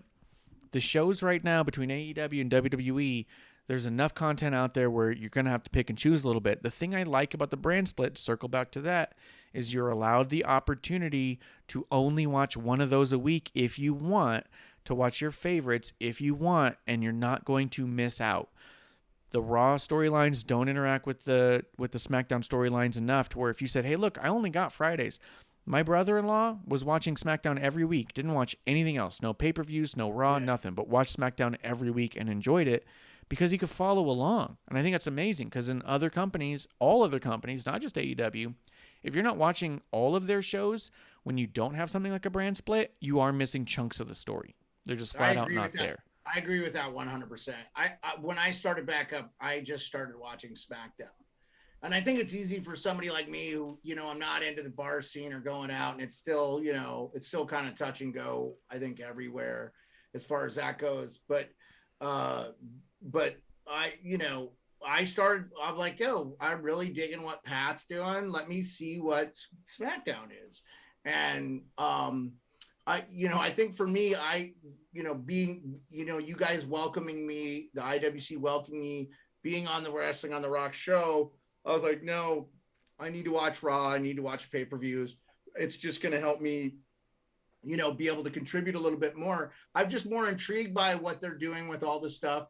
And it's exciting. I feel like we're in really kind of a golden age for, if you love something, 15, 20 years ago, you didn't have all this stuff available to you. Right now, you can watch it on thing. You don't have to watch it live. I don't have to think of when I was a kid growing up, man, we had to watch, Friday night TGIF on ABC. So you watch, if you missed that show, unless you had like a VCR and you recorded it and then you had to record it and it didn't look as good. And you know what I'm saying? Like, it's amazing. Yeah. I have a 4K resolution streaming in on an 82-inch TV in my house. I can watch all this stuff. You can see the stuff that they used to do in wrestling rings now, I imagine they had to change a lot of it, just the in-ring communication and stuff. Because, the other thing that I think people don't realize with the high definition is the sound is so good. I hear so much of the wrestlers talking out, even in rings with fans. I'm sure in 2020 when they were just wrestling in a quiet gymnasium, and you had Rick Boogs on the other side of the glass banging and celebrating for. That was really fun to watch, the McAfee Adam Cole match. I was so amazed by what Pat pulled off in that match. It just shows you what kind of athlete that guy was. Pretty impressive, to be honest with you. It's sort of, I almost was disappointed he lost, because I'm like, he was better than Adam Cole. But whatever. Oh, it was insane. It was insane again. That's why we wanted you to watch it, because he did such a good job. How infuriating would you be if you're Adam Cole and this guy, you've been doing wrestling since you were 14 or whatever. And this guy that, didn't give, loved wrestling, but played soccer in high school and was a football player and stuff like that. Played pro football as a kicker, but comes in and just straight, looks amazing to me. And that might be why Adam Cole's on the WWE anymore. I don't know. I mean, I didn't see anything from him that I was like, oh, he's really good at this. Again, don't get me wrong, but you know what I'm saying? What do you bring to the table? What's your difference? Yeah. I think we were so lucky when I was coming up, all the different times, when I first started watching wrestling, Ricky Dragon Steamboat had been around forever, right? He's the best babyface of all time. Yeah. People say, right? And who didn't like him? You just could not like him. I always was a fan of Roddy Piper. I liked Roddy Piper. I liked him because of the movie They Live. And, he was a heel, in, wrestling forever, but I liked him. So, I mean, I don't just like the good guys. I don't just like the baby faces. Yeah. But I think if you have you have a different element that you bring, it could really, speaking of which, are we going to see Rousey back in the WWE, you think? What's their I don't know. You said Vince McMahon doesn't like women MMA. Huh? You said Vince McMahon doesn't like the women's MMA. So she can't come back. Well, that was from something I saw about why they ended Shayna Baszler's run a little bit there. That's not me. That's not my opinion. That's what I saw. That's what you said. You said no. I mean, I'm not saying it's my opinion. I saw that saying that was reported that Vince didn't get the women's MMA because he didn't like the move. I was like, okay. I mean, again, the report I read, I go. I don't know if it was WrestleMania or whatever. It was one of those things where to me, it's it didn't make sense that he would say that. You know what I'm saying? Because Ken Shamrock came along, 25. When did Ken Shamrock wrestled in the Attitude Era? I mean, he was I think one of the problems with it, if I were to try to be objective about it as much as I like it all, I think one of the problems is you have someone like Shayna Baszler who comes off as so hyper believable, but what are you going to put her in the ring with Zelina or the Iconics or something? Who's she going to be in the ring with that doesn't make them look goofy or silly because they don't do things the way she does? Shayna Baszler is so good at wrestling that the other people who don't know any MMA and can't do the catch style wrestling fall behind, and then someone looks bad. So if you can't have a match where everyone walks out looking better, then it can be tough. You know what I mean? You're saying she's too good at wrestling to get put over? I mean, that's what I hear you're saying. Yeah. And I think there's a reality to that. If you walk out of a ring and everyone looks worse for it, because you looked clunky because the other person couldn't keep up with you and you're tying them up, but they don't know how to work with that because they don't know what you're doing. Yeah, I think it can make her matches look messier than they are. Because I see it all the time with her matches. That's ridiculous to me. That seems ridiculous to me. I just don't. I don't know. It doesn't make any sense to me. You're so good. Well, put her in there with somebody that's good then, for crying out loud. I don't get it. But that's the problem, is they're not trained in that style. So she doesn't have a lot of people to work with in that way. They rehearse these matches, do they not? You just work you figure it out. The MMA stuff, I think you have to have some of that. I think it's better that they know the MMA stuff so they know what they could hurt somebody with. Because a rear naked choke in wrestling is not a rear naked choke in MMA. You know what I'm saying? Yeah, the triangle's way different. Yeah. Those moves weren't tried in the WWE, by the way, until you saw dudes do them in the UFC rings for Brazilian Jiu-Jitsu or whatever. Some, judo, whatever. Ronda Rousey's background's judo, right? Yeah. So, I don't think I'll ever grasp that one. It doesn't make any sense to me. If you have somebody that's elite, get somebody that's elite, because you can have elite matches all the time. And who cares if it's just those two wrestling all the time? I mean, they're basically doing that with the 24/7 thing, which, I mean, I'll be honest with you, man. I do feel like it's oversaturated. Like they just have so much going on that's why I said the storylines feel discombobulated. As a guy with a little bit of ADD and stuff, it's like, okay, it's already hard for me to follow shit real close, but to have the plethora, el guapo, the plethora of what reference of stuff going on, it feels like they gotta, I don't know if you thin the herd out a little bit, or you go to a seasonal, hey, this is when these guys are going to be wrestling, and this is when I know you can't do that with injuries and stuff like that. It just happens, but like it almost feels wrestling like fans hate that. What? Wrestling fans say they want that, but they hate that. Look at Brock Lesnar. He's exactly that, and they hate him for it. Well, but you got to understand too, like the older you get, you got to have breaks, right? I feel like they're starting to realize this. Like before Undertaker, all those guys, I think Undertaker just couldn't quit because he did it so long. It becomes just like a part of you. I've seen guys in the military do the same thing. It's like, why are you still doing this? You would be a million times happier if you just left and did something else, and you could make comparable money. So it's not even about the money anymore. I just feel like they don't know anything else. They're like, they can't think out of the small little box that they're in. And I just feel like, I'm not saying they have to have 6 months off. I'm not even saying they need to have a month off. Just like maybe it's every other week or something. And I get it. Then you get people trending every single week. What I'm saying is that, like, when you have like Naomi's off the shelf for a couple months, people tweet every day what Naomi deserves better. When Sasha takes 4 weeks off, they say that she's a part-time fool, and they give her shit about her mental health problems. Like, wrestling fans are not forgiving enough for what I agree with you should be more of a regular thing, a more seasonal aspect, if not by schedule, by talent. People come in for a few months, but at the same time, people don't want to predict stuff. And if we know everybody's on a 4-month cycle, then towards the end of a 4-month, you go, oh, I guess this person's about to lose again. You know what I mean? Like, wrestling fans aren't dumb, but they're also pretty dumb. You know what I mean? No, I get that. I think you could make that argument about any sports fan, period. I think, I really do. I think you could make that argument. I would just say, for me, one, if a wrestler comes out and needs a mental health break, I'm going to be as supportive as hell. In fact, if I didn't like that wrestler, I now love that wrestler and going to be rooting for that wrestler forever, because I think it takes so much strength to come out and say, hey, I am not doing good. So I will always be as supportive to those individuals as possible, regardless of whether they're babyface or heel or whatever.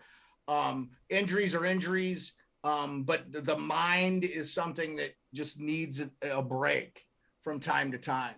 And I'm not saying that they don't, but I'm just saying, if I made you the king of the WWE, like I let you run the WWE for a year, and you had, creative control, and you have all these people, like, Jericho talked a little bit. I really respect him. He's big fans with Kevin Smith, and they've done some stuff together. They've done some podcasts. Kevin Smith's kind of the OG of podcasting. And I mean, he was doing Smodcast, 25 years ago, before Joe Rogan, before a lot of these guys were doing their own stuff.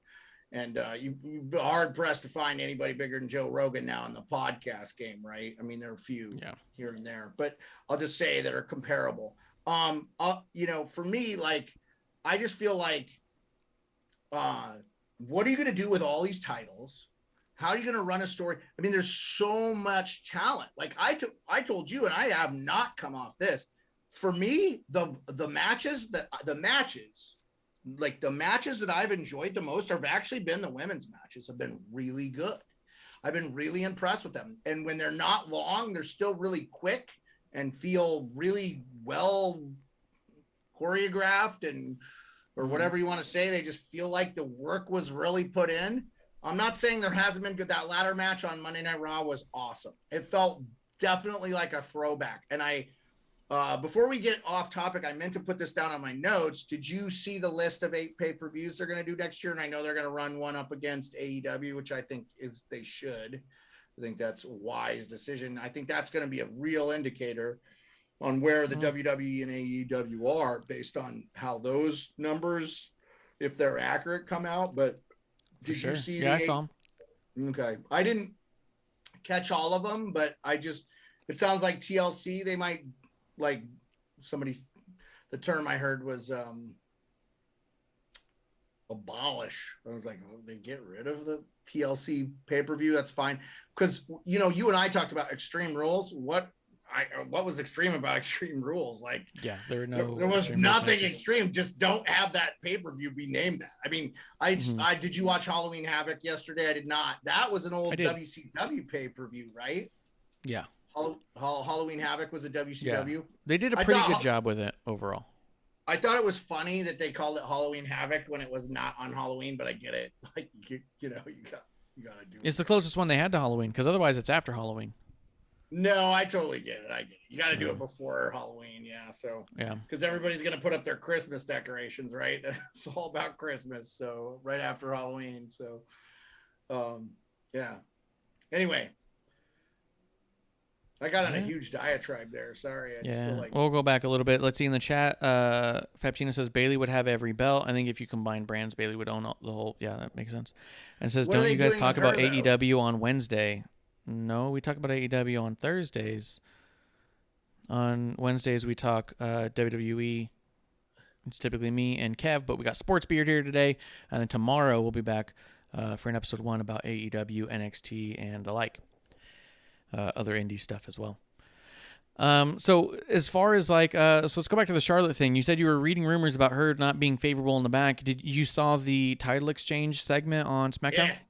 Yeah, it did look litigious, man. Like, it didn't look like it was made up. It almost looked like those two don't like each other. And it sounds like Charlotte's not liked by a lot of people from what the reports I've read about. Just back of the house stuff, like Gorilla and stuff, like she's walked out of, I don't know, man. Like, egos are involved, right? So the women are no different than the men. I will say this about Charlotte. I don't find anything likable about her character, but in the ring, she's impressive as hell. I mean, I love watching her wrestle.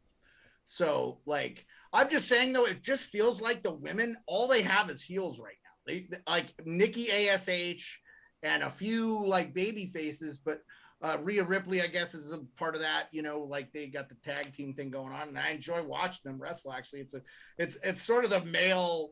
It's like RK Bro, like Randy Orton. I respect him so much. He's such a good wrestler.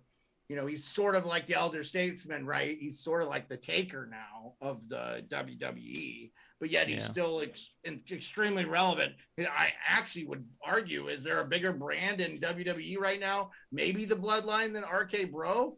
I mean, RK Bro is pretty popular, and they're likable, Yeah. So For sure. But on the Charlotte and Becky thing, what did you think of the title exchange segment? I thought it was super litigious. Yeah. I thought it definitely showed there was a lack of respect between one or both. I thought they were going to fight and wrestle, and one of them was going to run off and take off with both belts. So I don't know. I mean, that would have been funny. Becky 2 belts being Becky 2 belts. So I want to like those things, but I don't know. Like, again, what are you doing with that? It almost felt like they didn't even need to do it because there's so much going on between Bianca Belair and Becky. And what are they going to do with now? Charlotte's on SmackDown. Who's she going to go up against? Is that going to be Sasha Banks? It looks like that's probably the play. You know, So no, did you?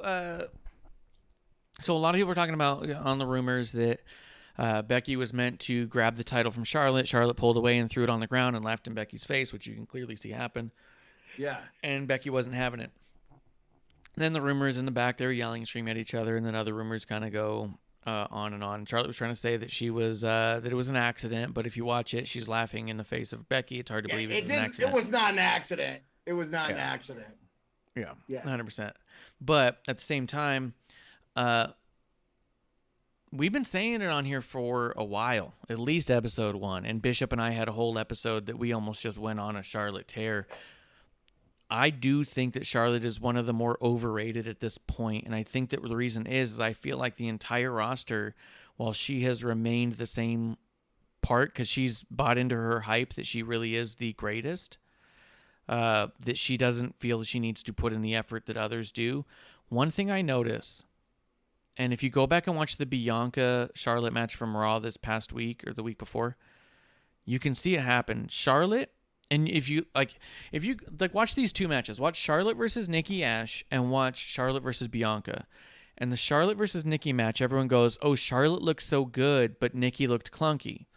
But then when you watch the Bianca match, they go, it's weird that Charlotte came off clunky in that match. And here's the literal difference if you watch it as the way I watch it.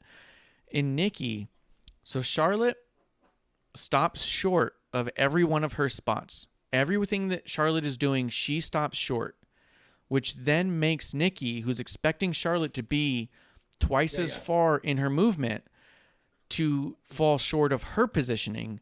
So then Charlotte has to compensate for the mistake that she put in place. And people go, oh, look at Charlotte covering Nikki's ass. Charlotte got Nikki again. I watched both those matches, and I actually had the exact opposite impression. I thought that Charlotte looked clunky in the Nikki ASH match. I actually liked it looked like Nikki ASH was the better wrestler in the ring. Mm-hmm. And I got that impression.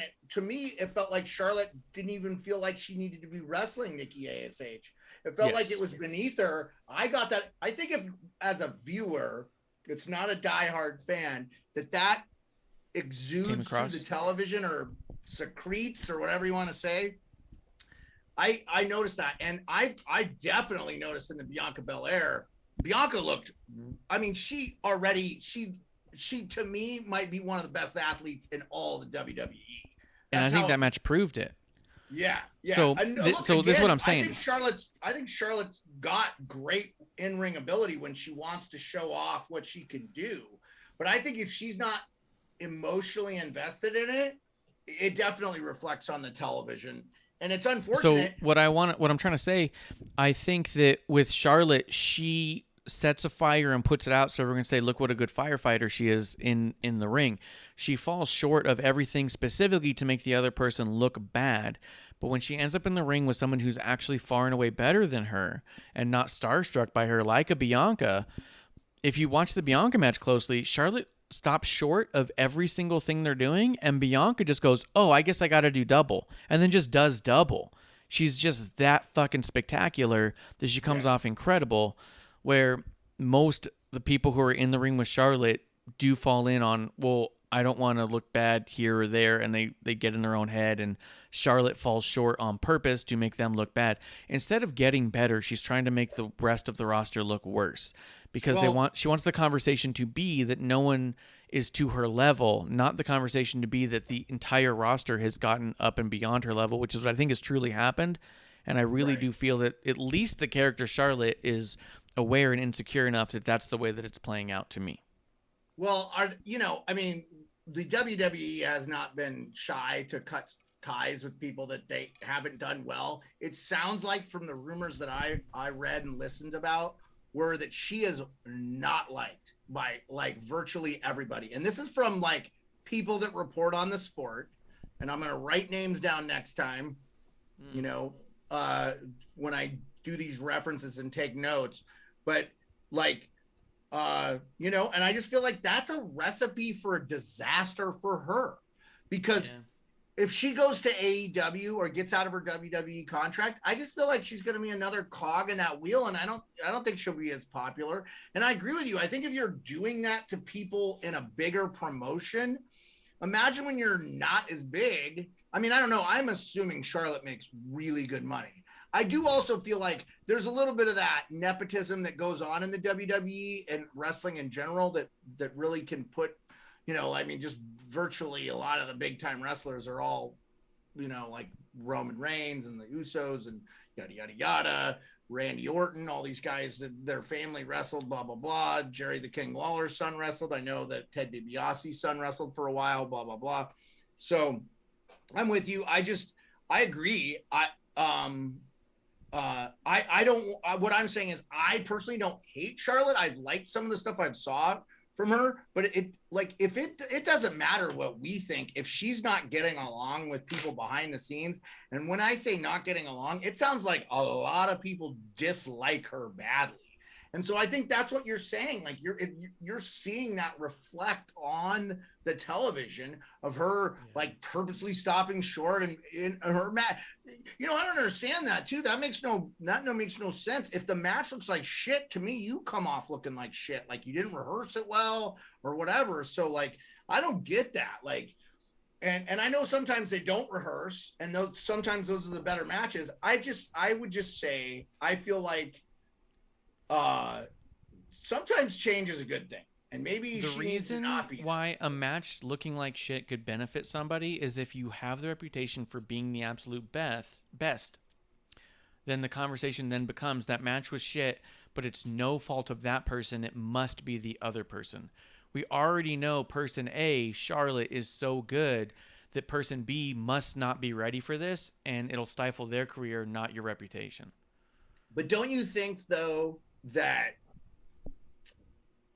enough people know wrestling that if Charlotte's doing some of that stuff and the fact that the rumor mill is so great that she is not like behind the scenes, that people are going to see through that fairly quickly? I don't think you have to be like, I don't consider myself a hardcore fan yet.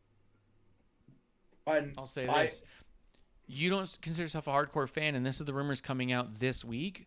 It's something that me and my friends, and we've been saying on the show for about 5 years, that it looks this way, that she keeps performing this way, and we've been unimpressed because of this, that, but and the you've other. heard, it's been a long time. But you've heard through the rumor mill that she's not liked. This week, but that didn't come out until this week. Really? Yeah, it was always about how good she is. Nope. Oh, you've never heard. Oh, wow. You've never heard before this week that she's not liked. Okay, well, that's news to me. I mean, again, just getting back into it, and I saw it, I was like, wow.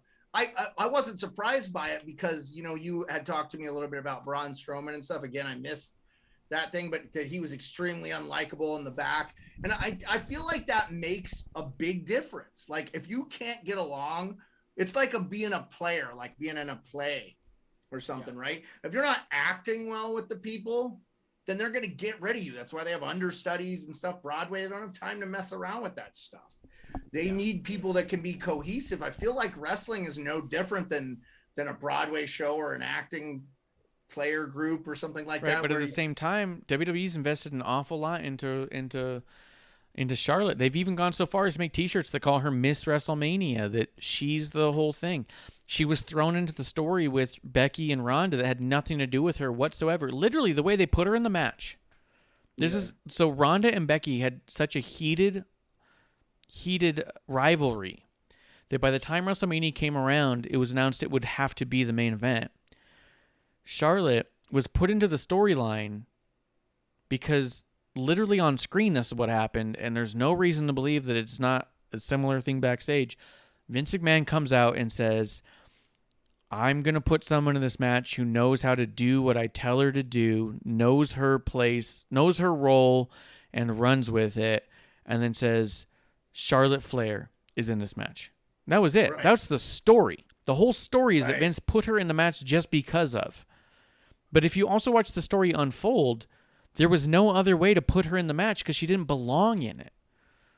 How much more shoehorned can you get? You know what I mean? Kayfabe or otherwise. It almost feels like they would have been better off not having her in the match. And I haven't seen it. I haven't gone back and watched that WrestleMania match. That was 36. 30. Yep. Yeah. Yeah. So I haven't gone back and watched all the WrestleManias that I have all the access Which is to fine. Peacock. And I will. I'll get there. I'll watch that match. If someone's that level of invested where it's like, hey, the women are going to main event to WrestleMania and Charlotte's not one of those, we better get her in that match just because we're investing in her. And then all the podcasts at the time were trying to excuse it and talk about why it was important. And if Ronda's really only going to do 1 year, then it's better to have 2 WrestleMania main eventers than it is to have 1. And I get that. But at the same time, watching it, she doesn't belong and she sticks out like a sore thumb in every aspect of this story. So it's like, if they're that level of invested, then I think you can turn a blind eye for quite a long time. In the chat real quick. What's up? Oh, go ahead. I'm sorry.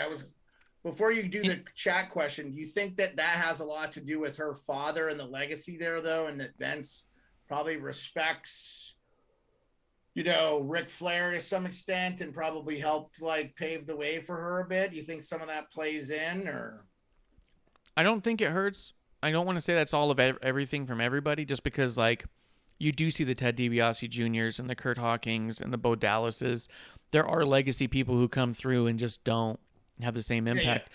Look at Natty Neidhart. You know what I mean? The relationship between Anvil and Vince McMahon was very good. Every time that Anvil needed anything, I mean, because of the respect for Stu Hart and the whole Hart family. So I do think that it takes more than just being legacy. You also have Tamina Snuka there. I don't know what their relationship was like with Vince, but I'm just saying, I think it takes more than that. So I don't want to say it's strictly because of that, No, and I get that. And I think at one point Charlotte has shown that she's very capable in the ring. And, I don't know, maybe he felt like they were underutilizing her. I think you could make the argument that they're underutilizing a half dozen people. So, yeah, I mean, I'll just say this. I mean, if what is reported this week that she is not liked in the back and we're seeing the Nikki ASH matches and stuff, and that's kind of starting to become the standard and the norm and not like an one-off. Yeah. I think probably it would be good to maybe let her walk. I don't know. Here's the thing I think about that too. For one, I think let her walk, but for two, I think if you're Charlotte and you leave the WWE, what's your argument? You know what I mean? You were given everything in one way or another, whether you earned it or worked for it or whatever. It doesn't matter. You still had it, right? You've got more championships than anybody's ever had.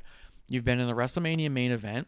You've been talked about by the company as the single greatest women to ever wrestle in the history of time, regardless of the fact that there are more popular women on the roster actively now. You know what I mean? What more can any company do for you? What more can a company do? I don't think she could complain at all. I agree with you.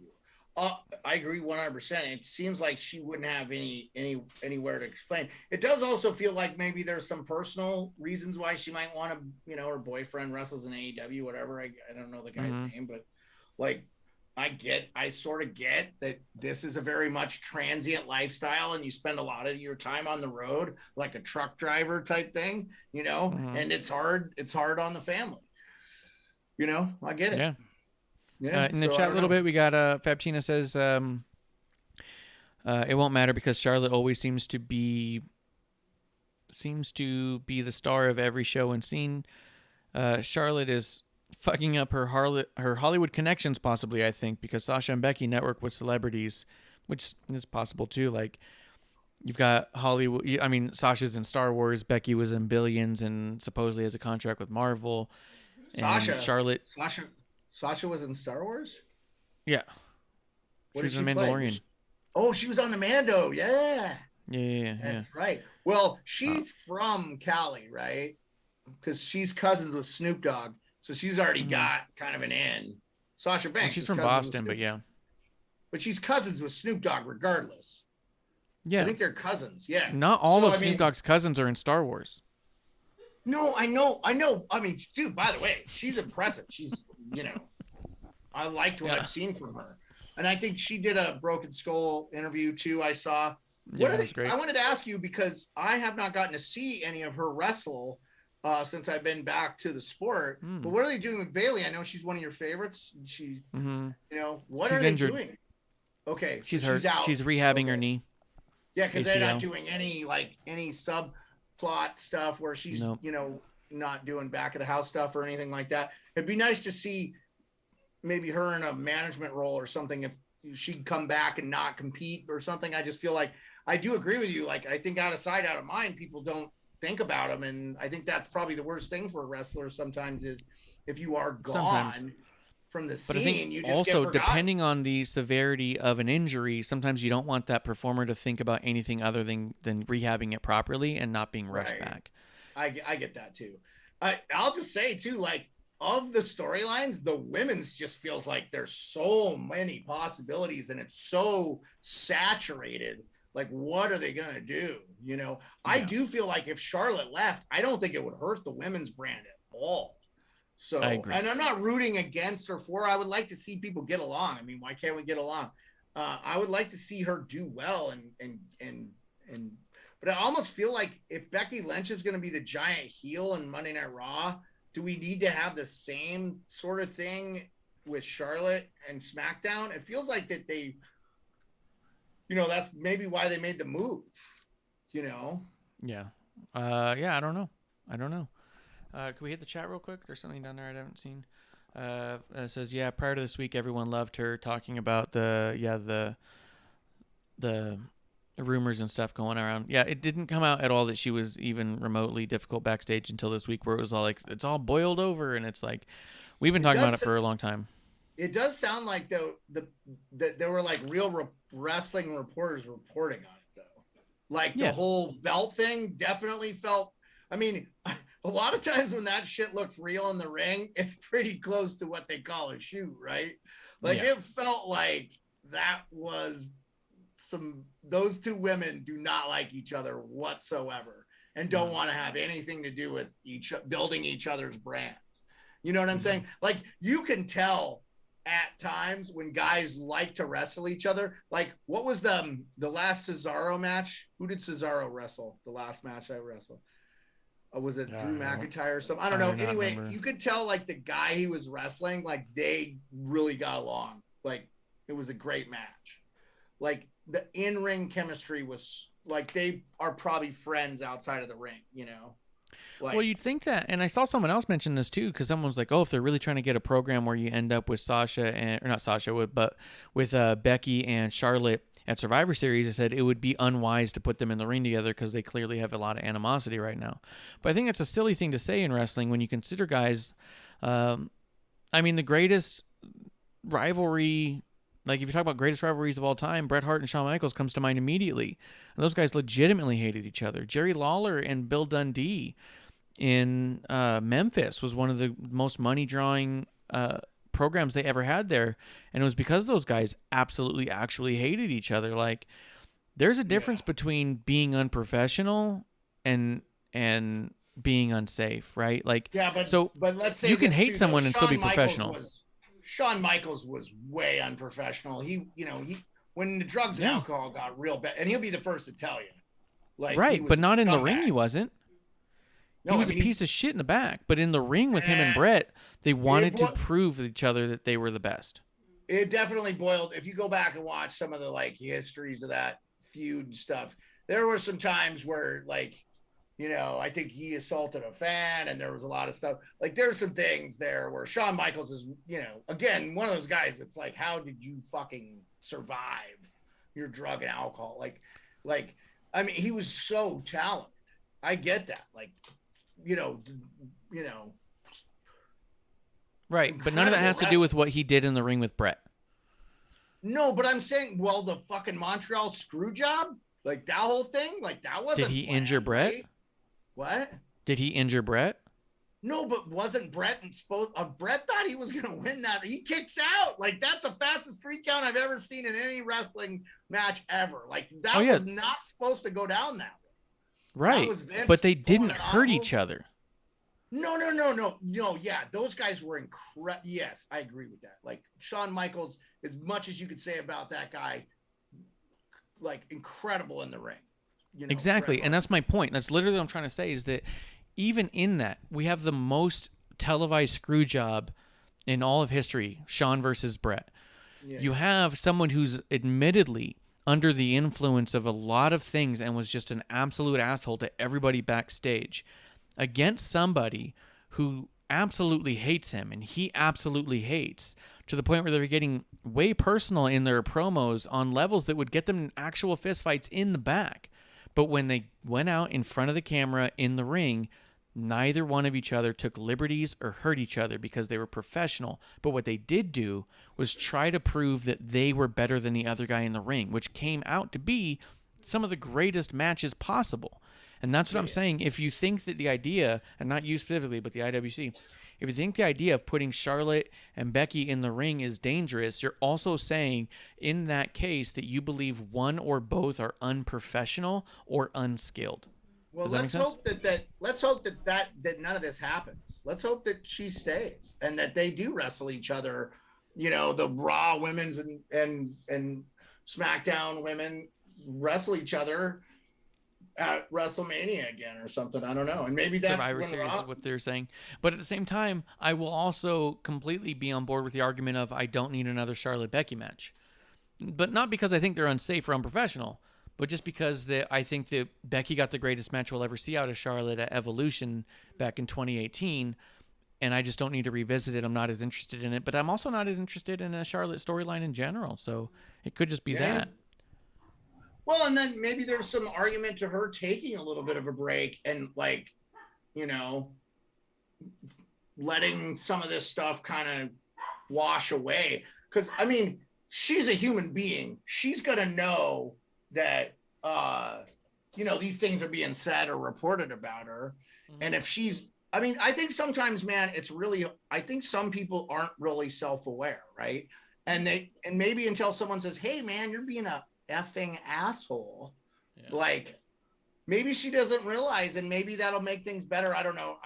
Again, I'm not back there. I'm not backstage. I don't know. I mean, it does sound like, though, that, like, if you don't get along with the majority of the roster back there, your days are numbered. I mean, it just feels like in the history of that sport, especially the WWE, if you're a shitbag in the back, like, if you don't pay your dues and yada, yada, yada. I'm not saying that Charlotte hasn't paid her dues or anything like that, but, you know, it just feels like it's over, you know. Do you think, because this is what they used to do in the Attitude Era, if they didn't like someone, they would not put them on TV and not tell them to come to TV, but they wouldn't let them out of their contract. So you'd just sit at home for years, like 2-3 years until your contract ran out, and then you could pop up wherever you wanted.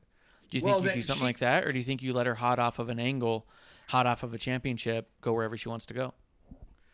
I mean, I don't know, man. I mean, from what I heard, that she's got a long-term deal with WWE, right? So yeah, I don't know. I mean, I don't know what you do. I would, you know, being an optimist in this case, I hope it doesn't come to that. I totally understand you don't want to see Becky and Charlotte wrestle again. And again, you know, you don't want to continue the same tropes with the same people all the time. But, you know, there are new people watching, so maybe there is some validity to seeing them wrestle again. I would say this, too, like you said 2018, well, that's like 5 years ago now almost, right? I mean, we're getting... And Charlotte hasn't had a better match since. Becky has. I mean, I mean, Becky took 9 months off for having a baby, too, right? I mean, she doesn't look any worse for the wear. I feel like... She's had better matches since she's come back than Charlotte has since Evolution, in my book. I mean, and I don't think she was 100% when she came back, even, because, like, that's why the SummerSlam thing with her and Bianca was so short. I think the play is Bianca and Becky, and I think they didn't know what to do with Charlotte so much that they moved her brand. You know what I'm saying? I feel like they felt like there probably was. I don't know anybody that works behind the scenes or anything, the writers, whatever, but it just feels like if you're objective and you look at it, they didn't know what to do with Charlotte. They have a lot more time on Raw where they can develop that rivalry between Bianca and Becky, which, let's be frank, they're probably the future of that division for now. And that's what they're going to do. And they're going to put more emphasis and time on it on Raw. I think it sucks that Bianca's not on SmackDown anymore. I'm sad that she's not there, but does feel like the Bianca Becky thing is a much bigger play because of her kind of ambushing SummerSlam, and they're going to play off that for as long as they could play off that. And then I think, You know what they could pull off?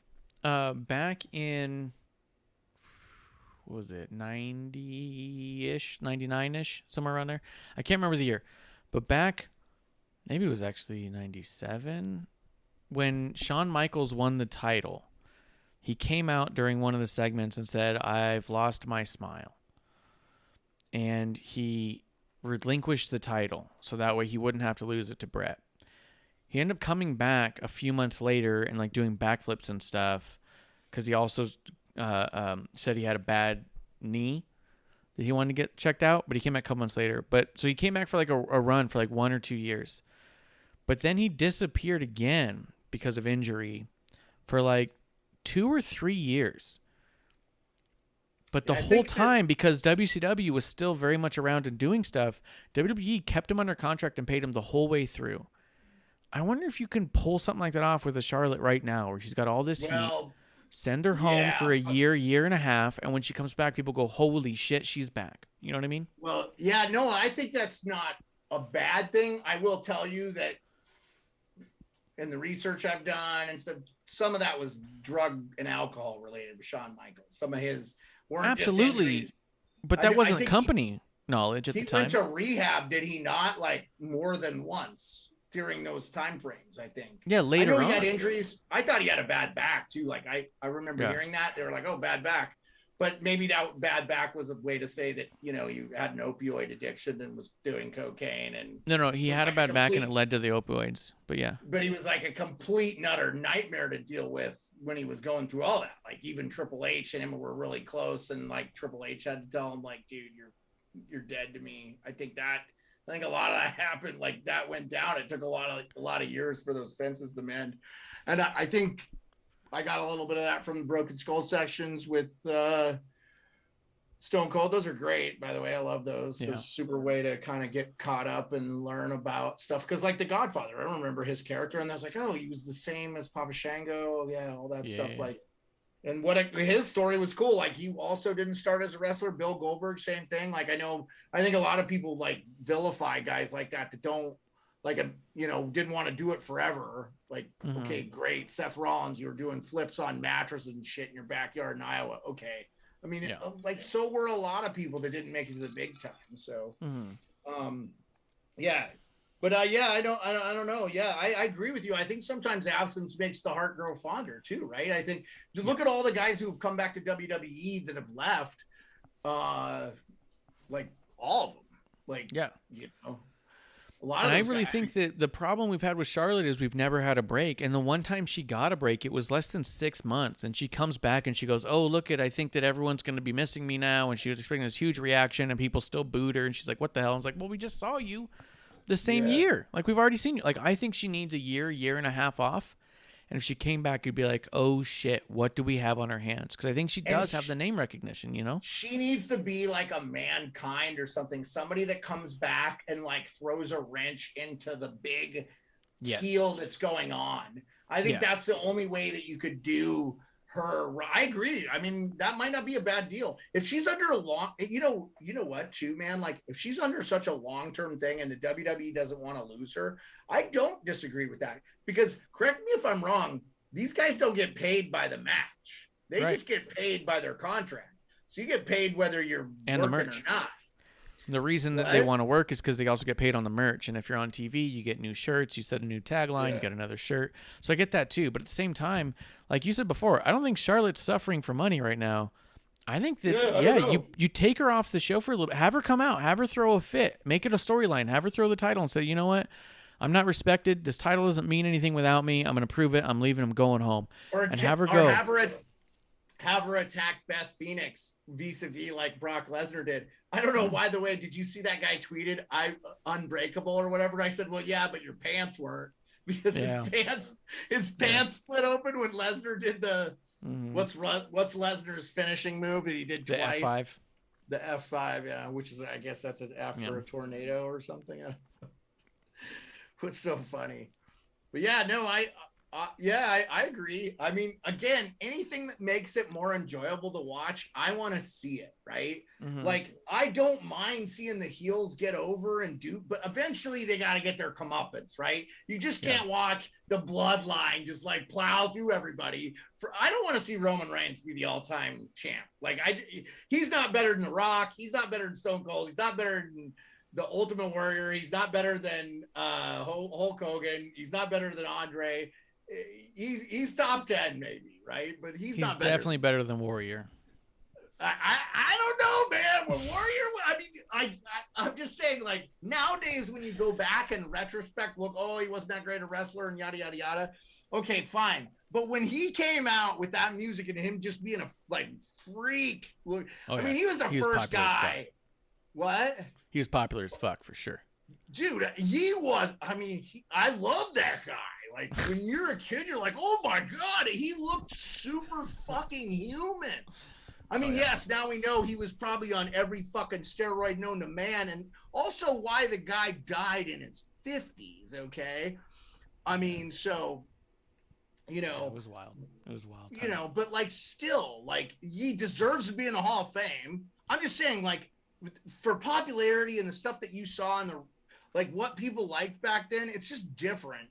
I just don't know that the WWE is. I think they're sinking all their chips into this Roman Reigns basket, and I feel like they could be doing more with his character too. It's making but the like, single most money of anybody on their TV show. I wouldn't. Well, I get that. They love him though. Yeah, I get it. But I mean, I will say this: when someone finally beats him and takes the title off of him, that's going to be a big moment for that person, and it's going to be star making. I mean, whoever does it is going to be a big fucking deal. Oh, I agree. Who are they going to put over? I'll tell you, they had the guy, man. I really feel like they missed the. Hasn't Finn Balor already been the Universal Champion too? Like, he was the first ever Universal Champion. I think I think they missed a. I think they really missed a moment with this demon thing. I really think that could have been a really fucking cool storyline that they just kind of flushed down the toilet. I'm really frustrated with that because I like Finn Balor. The demon is way cooler. The demon is way cooler. And right now you don't have the Undertaker, you don't have Kane, you don't have Bray Wyatt, you don't have any of that like sketchy, scary. You need to have that one scary character, right? Yeah. That guy is it. And that costume does not seem like it's that hard. They can airbrush that shit on him, it looks like, real quick with a body. It looks incredible, especially when he's got the whole, like the look is really cool. And do all this guy's in his prime, where he's got the body and the ability to do all this shit in the ring before he's 105 years old and can't, climb the rope. Yeah, he looks like he has a bunch of chicken breasts stuck to his stomach. Yeah, the dude's he's phenomenal shape. Yes, he's definitely looks like he does CrossFit or some crazy fucking fitness thing. Yeah, I mean, I bet you he's the kind of asshole that doesn't do any workouts. I bet you just looks that way. He works out probably like twice a week. No, he's from England, right? No way. That guy's a beast in the gym. He's from Ireland. It's not England. Or whatever. Where they get taxed a considerable amount more. I call it not America. Yeah. So, but no, I mean, like, I don't have anything against, like, I like Drew McIntyre. That dude looks like an Adonis. Like, his look is, I'm like, you know what I want with Drew McIntyre? He needs to be in like the Highlander remake and shit. He doesn't have to be the main character, but he needs to be in movies. That guy is a movie. He has a movie look. You know what I'm saying? Like he doesn't have to be the starring guy, but I know you're not. I know you hate him. I know you don't like him at all. He probably would be good in Hollywood though. I bet he would be great in Hollywood. Yeah, but I think he would do, and I think that would only help his popularity in WWE. Yeah. I really like him. I like his story. I think I watched the interview with him too. I mean, I get it. He's a giant. I refuse to watch his interviews. But he's a giant. What, did you have a bad experience with him? Feels like you had a bad experience with him. I had a bad experience. No, he's probably a cool guy. I'm just not interested. I'm a fan of him, man. I want to see him do. He doesn't have to be the champion or anything, but I really feel like they could do some cool stuff with him. Mm-hmm. Right now, he's in Smackdown, so I'm assuming he's going to be the lead guy to stop Roman Reigns, or they're going to allegedly use him to stop Roman Reigns. I hope they crush him. I hope they absolutely destroy him, and I hope it's like Sami Zayn who takes the title off of Roman. We'll know what'll happen. The Usos will come out and face kick him after he dominates fucking Roman Reigns for 25 fucking minutes. They can't do that one enough. Hell yeah, dude. Well, I get it, but let's have somebody come out and kick their, like Brock Lesnar. I was loving. That was my favorite part, was when he was like, okay, now I'm going to kill the Usos too. Like, I just felt, it was like, that's why I liked that moment. I thought, oh yeah, it was great. It's fantastic. I did think the Hell in the Cell though with Edge, and I was really impressed with the Goldberg match. Actually, believe it or not, I thought that was a really good match with him and Bobby Lashley.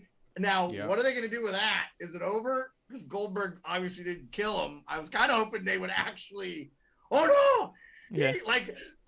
I'm not saying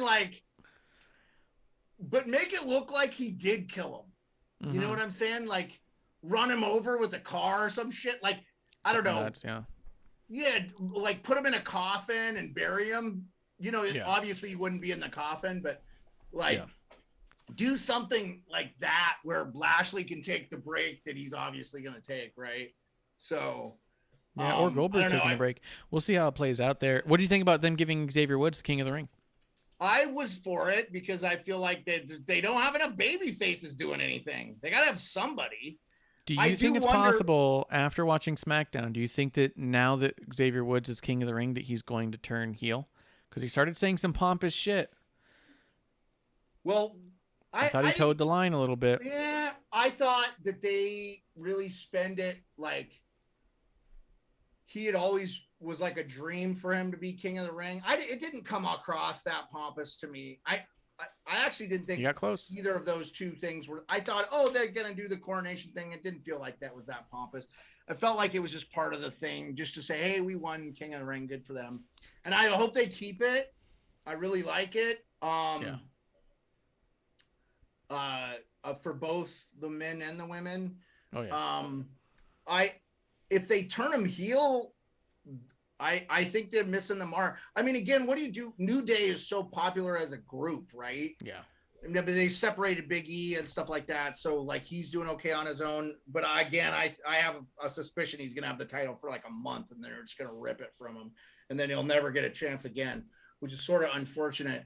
And then, I don't know, like, yeah, they could do it. It just feels like out of character for that group.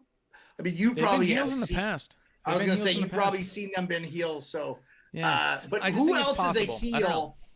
Who is a babyface right now that's doing anything in the WWE besides Xavier Woods? I'd say RK Bro, but really, as far as a tag team or singles? What? As far as a tag team or singles? Just anything. I'm just saying, who's babyface that's doing something? King Nakamura, Rick Boogs, their babyfaces. You have to separate shit by brand. So you're talking about SmackDown or Raw? All of the WWE. WWE has a massive fucking babyface. Okay, but what I'm saying is, who out of SmackDown or Raw, or you could even say NXT, because I don't know NXT as much, is a babyface that's making waves Big E right now. Big E, Drew McIntyre, Kevin Owens, Finn Balor. Okay. Fair. I'm just saying, I feel like they're not doing a lot with those guys, though, right? Big E, they are. But again, he's probably going to lose the title to stupid-ass Seth Rollins, and then we're going to have to listen to that moron talk. And then forever and a day. And then... Scumbag. Well, I just, like... I like Pat McAfee's use of scumbag on commentary. Scumbag Corbin coming out. Yeah. I think they're actually buddies in real life, so it's even better, right? Mm. So I wonder how well he actually got along with Adam Cole in real life. I don't know. He's never said anything complimentary about the guy, though. So. That's so good. But, yeah, I mean, look, is the WWE worse off without Adam Cole? I don't think so. We just have enough fucking heels. They have enough heels. They just don't need any more. And I'm not saying like, okay, yeah, Big E on Raw. Who on SmackDown? RK Bro is the Raw, right? They're on Raw. They're baby faces, but really Riddle's a baby face, and Randy Orton's kind of like an anti-hero. Everybody loves Randy Orton at this point. And I saw on the bump that the one guy, so sorry, I got to get these people's names down, was like, RKO is the best finisher ever. And I was like, I think he's right. Yeah. I actually think he's right. I love that finishing move. The Stone Cold Stunner will always be a personal favorite because I'm such a huge fan of him. But that, and I know Kevin Owens uses it, but that RKO is freaking awesome. And I mean, like, even when you know they're obviously setting up for him to do like a ridiculous RKO, like, yeah, I'm a fan of it. And I'm a fan of it. Like, he just seems like a pretty consummate professional too. I'm sure he's like behind the scenes quite a bit, I'm assuming. I think like nowadays I think 10 years ago it was a different story, but I think nowadays it was Taker. Taker was the guy forever that ran that roster. That was the guy behind, who was sort of like the godfather of the roster, right? That kept the talent in line. And he's incredible. I know. Yeah. Is he your favorite of all time? I mean, Undertaker? Yeah. No. Is he going to come back in some fashion, or was that no? Just, although the Undertaker did announce Pitbull and Saudi Arabia concert, which is pretty neat. But I don't think he's coming back for anything. No, I think he's done. I think he's super done. Yeah. Well, was there anything else over this week that you wanted to make sure that we touched ground on? I think we hit most of all the high points. Yeah, I went through all my notes really fast. I appreciate the recommendations. I have this list from you and Bishop of should I need to go back and watch, but I think just Xia Li. Did she wrestle again? Is that? She hasn't wrestled yet, but they showed a vignette for her, and I'm really excited. She's fantastic. Okay. I can't wait. Yeah, I'm excited. And now is she coming over to Raw? I think she's SmackDown. She got drafted to SmackDown. Okay. That's right. Yeah. I'm excited to see what they're gonna do, but I'll be overtly critical when the heels get over more than the baby faces for sure. That's gonna happen. That's gonna happen, dude. I think it's just so I don't know if you ever. I listened to a lot of actors, and I wanted to work in that industry for a long time, and every one of them will tell you that comedy is the hardest thing to do, and I agree with that. But it's easy to be pissed off and angry and be a jackass.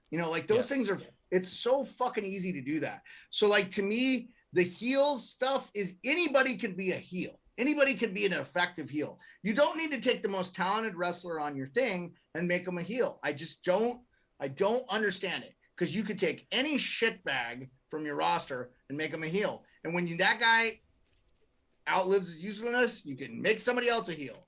So I would agree in that, playing Psycho is easy. Being Dexter Lumis is not hard. He just has to not say anything and stare with his eyes open. He doesn't do anything. Being Charlotte Flair as a heel is not hard. All I have to say is, I'm the queen. Woo, I'm better than you. What makes you deserve to be here? Why don't you carry my luggage? I made you. You're nothing without me. And I hate this town. This town's the worst. That's easy shit to say. Wouldn't it be? Yes. Sorry. Let me just say on Charlotte, since we spent a lot of time talking about her, would it be much more impressive to see them actually make her into a babyface? I personally don't think she could pull it off, but wouldn't it be interesting if they did that? And I think what you said earlier, I want to highlight what you said earlier. If she took a break, let's say she's gone for a year and a half, she's still under contract, but she leaves, injuries, people are sick of her. Maybe the reports are fake. I don't know. But they give her a break and she's gone for a while. She goes spend some time with her boyfriend and they have babies or whatever. And she comes back. That would be a way to bring her back in a babyface. Somebody's running a ruck, and she comes back and beats ass and then becomes a new thing they throw out. I mean, and obviously that's been done a million times, but it's the best way to kind of get somebody that's been a heel to kind of be a babyface type. Maybe they've tried to make Charlotte a babyface half a dozen times before, and it never works out because she doesn't know how to talk like a person. Right. And she always, she never comes off as genuine. She always comes off as really forced as a babyface. She's just not. She's not great at that. So maybe if she took enough time off, she could do it. But what I was trying to say is that those types of heels are very common and are very easy. And the MJF heel of this town is full of hillbillies and, oh, I slept with everyone's mother. Oh, yeah, boo, boo, boo. But when you look at the heels like Sami Zayn or Roman Reigns, they're on a different level where Roman Reigns is a heel because he's gaslighting everyone around him and you're watching it. Because in front of the camera, he's telling Paul Heyman that he loves him, that he's family, he's the wise man. And then when you see him backstage, he's saying, get the job done. Why are you still sitting here? Paul, you're nothing without me. You need me. Go get this done. Well, and you're watching him gaslight. Sami Zayn comes out and says everyone's against him. He's a conspiracy. He's a liberator. He's the good guy here. And you're going, dude, you're a lunatic. Happy Corbin is a tremendous heel because all he's doing is being so happy you hate him. I agree. I agree. I think that those three individuals you mentioned are doing an unbelievable job. And that's what I'm saying. I think we kind of just said the problem with Charlotte is if she can't be a babyface and then all she can be is a heel, I just feel like the women's division does not need that right now. They have enough heels. And by the way, I wanted to point out, I feel like they wasted another. Was Liv Morgan the one with the little doll? That was Alexa. Oh, what are they doing with Liv Morgan? And I mean, they feel like they've kind of now she's just getting beat all the time. I feel like they're wasting some really good talent there with the women. I don't know. I think they're trying to make her an underdog. I think she's going to have a really big win at some point, and it's going to be like a feel-good moment kind of a deal where she finally did it. She finally I thought with the little doll, which I said there wasn't any creepy character, she was kind of the one. Alexa was kind of the creepy character. There's, you've got a creepy character there. Who's the other guy that was a NXT guy that they said Karrion Kross? Karrion Kross, are they underutilizing him? I guess he is a heel, and they have enough heels. But I'd like to see more from him. Looks like they're doing something. You know what? I did miss the boat on. I did miss the boat on probably my favorite babyface right now, and what they're doing with his character and what I like, and hopefully they're gonna develop him a little bit more. I heard they might turn him heel, but I don't know that they need to. Is Damian Priest? I do like what they're doing with him. Priest they're doing an incredible job with Priest. Grim Reaper is in the chat. He says Charlotte should never be a defined face for the rest of her career.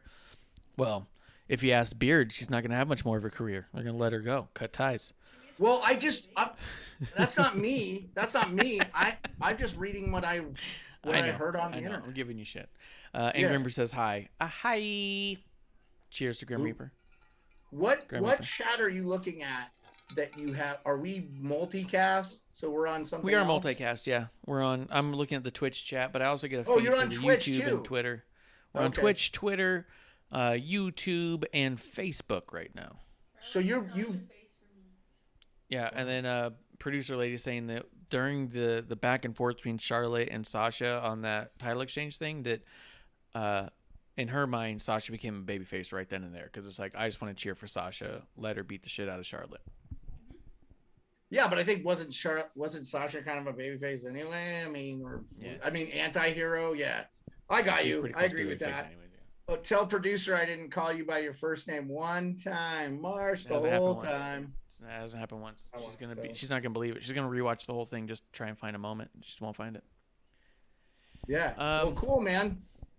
Yeah. No, 100%. And Damian Priest, I agree. They're doing everything great with him right now, and I hope they keep going with what they're doing with him. But I think we hit all the hot topics that are happening right now in the way that we do things. We do have a couple of birthdays came through. Happy birthday to Bill Apter, legend Bill Apter, and also happy birthday to Carmella, the most beautiful birthday in all of WWE. Congrats, Carmella.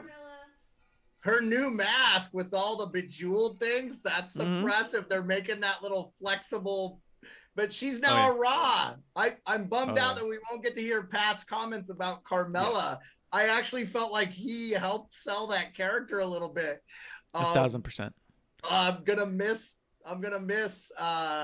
During her match on Raw, 100%. I was going like, God, I wish Pat was commentating this right now. He brings so much to this character. Well, is it Graves? What's his first name? Graves, Corey Graves, Byron Saxton, and Jimmy Smiths are the. They're good. Raw.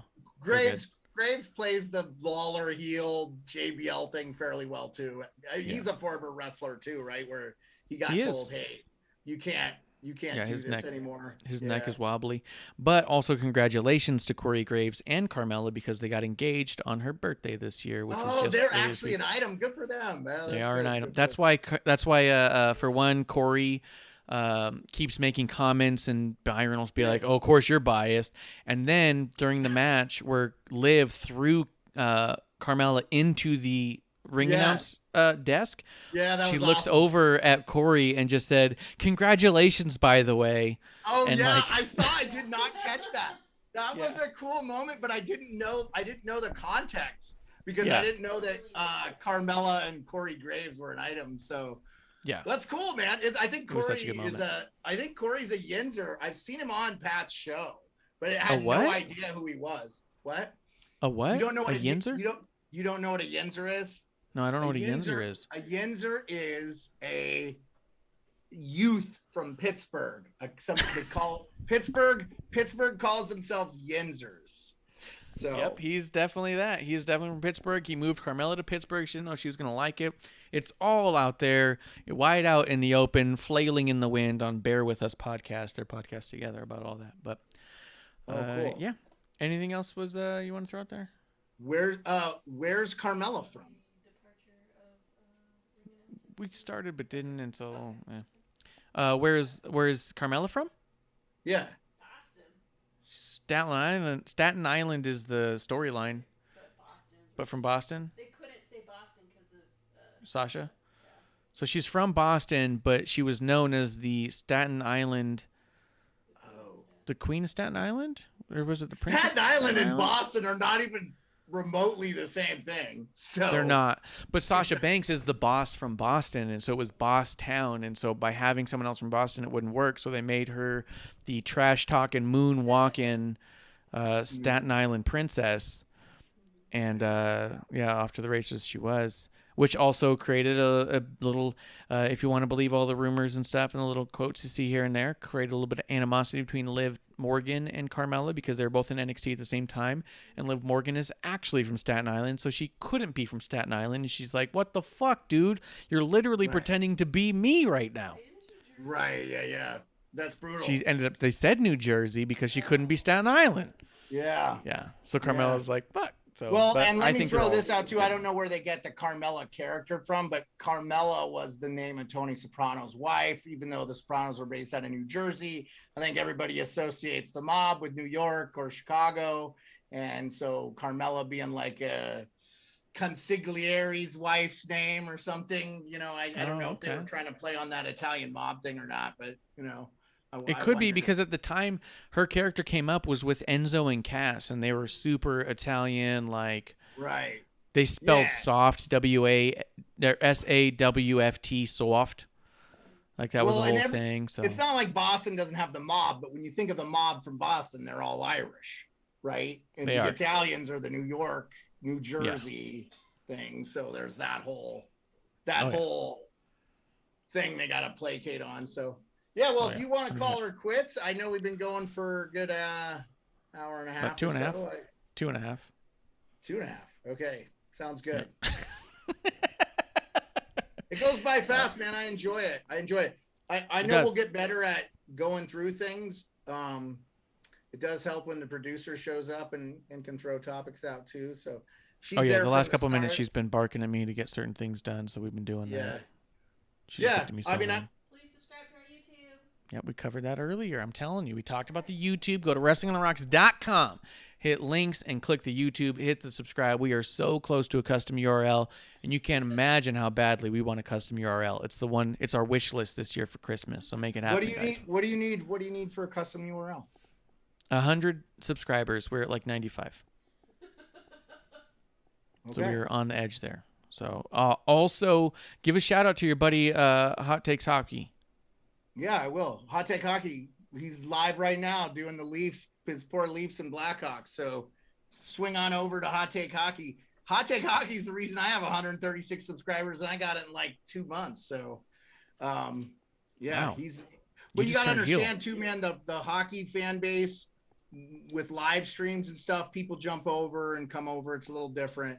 So I will just tell you that we're going to work really hard to promote. I'm going to do everything I can to help you grow your brand, because it helps me grow my brand. And I love being a part of your brand. So we're gonna do what we can and make it fun.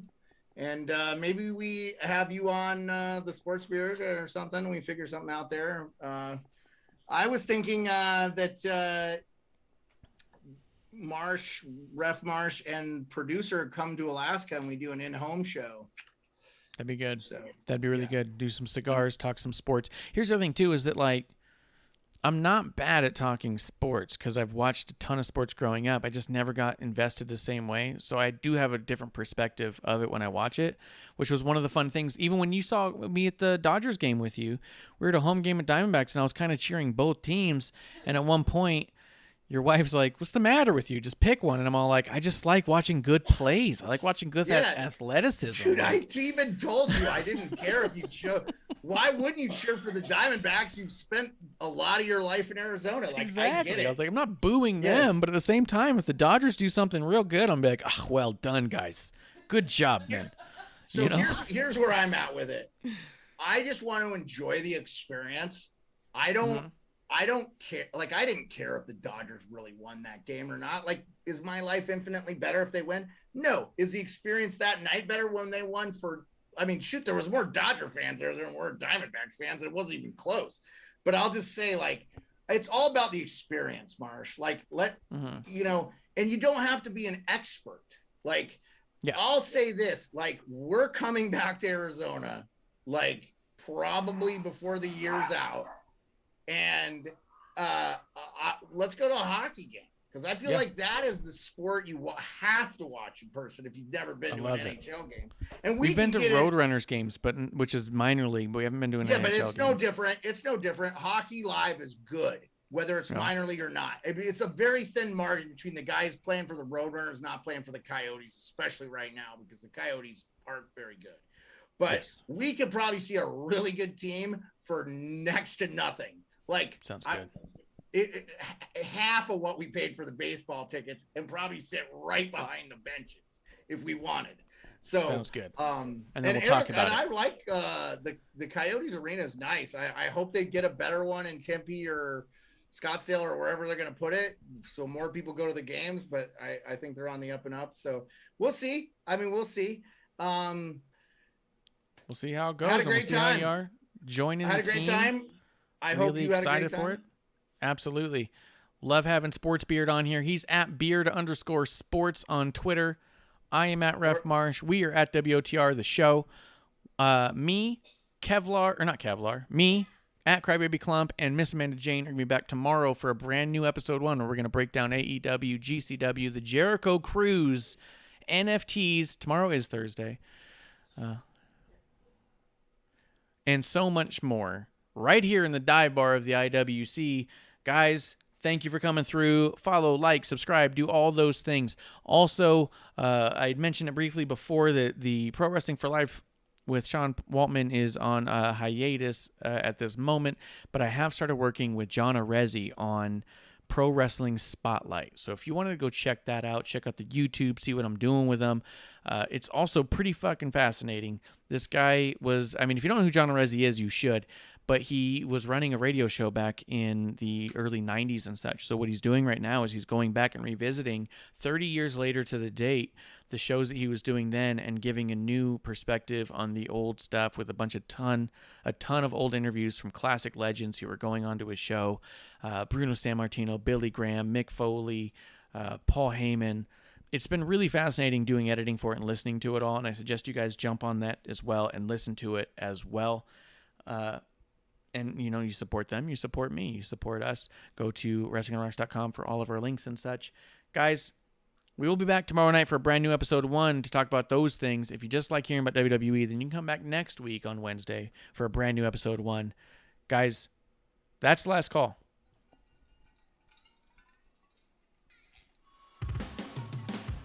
Hey, producer lady here. Thanks for tuning in. Continue to support us or buy us a drink by following and putting the I in subscribe on Twitch. or subscribe and review our podcast on Apple Podcasts or wherever you listen to us. Cheers! I would never have a drink with wrestling on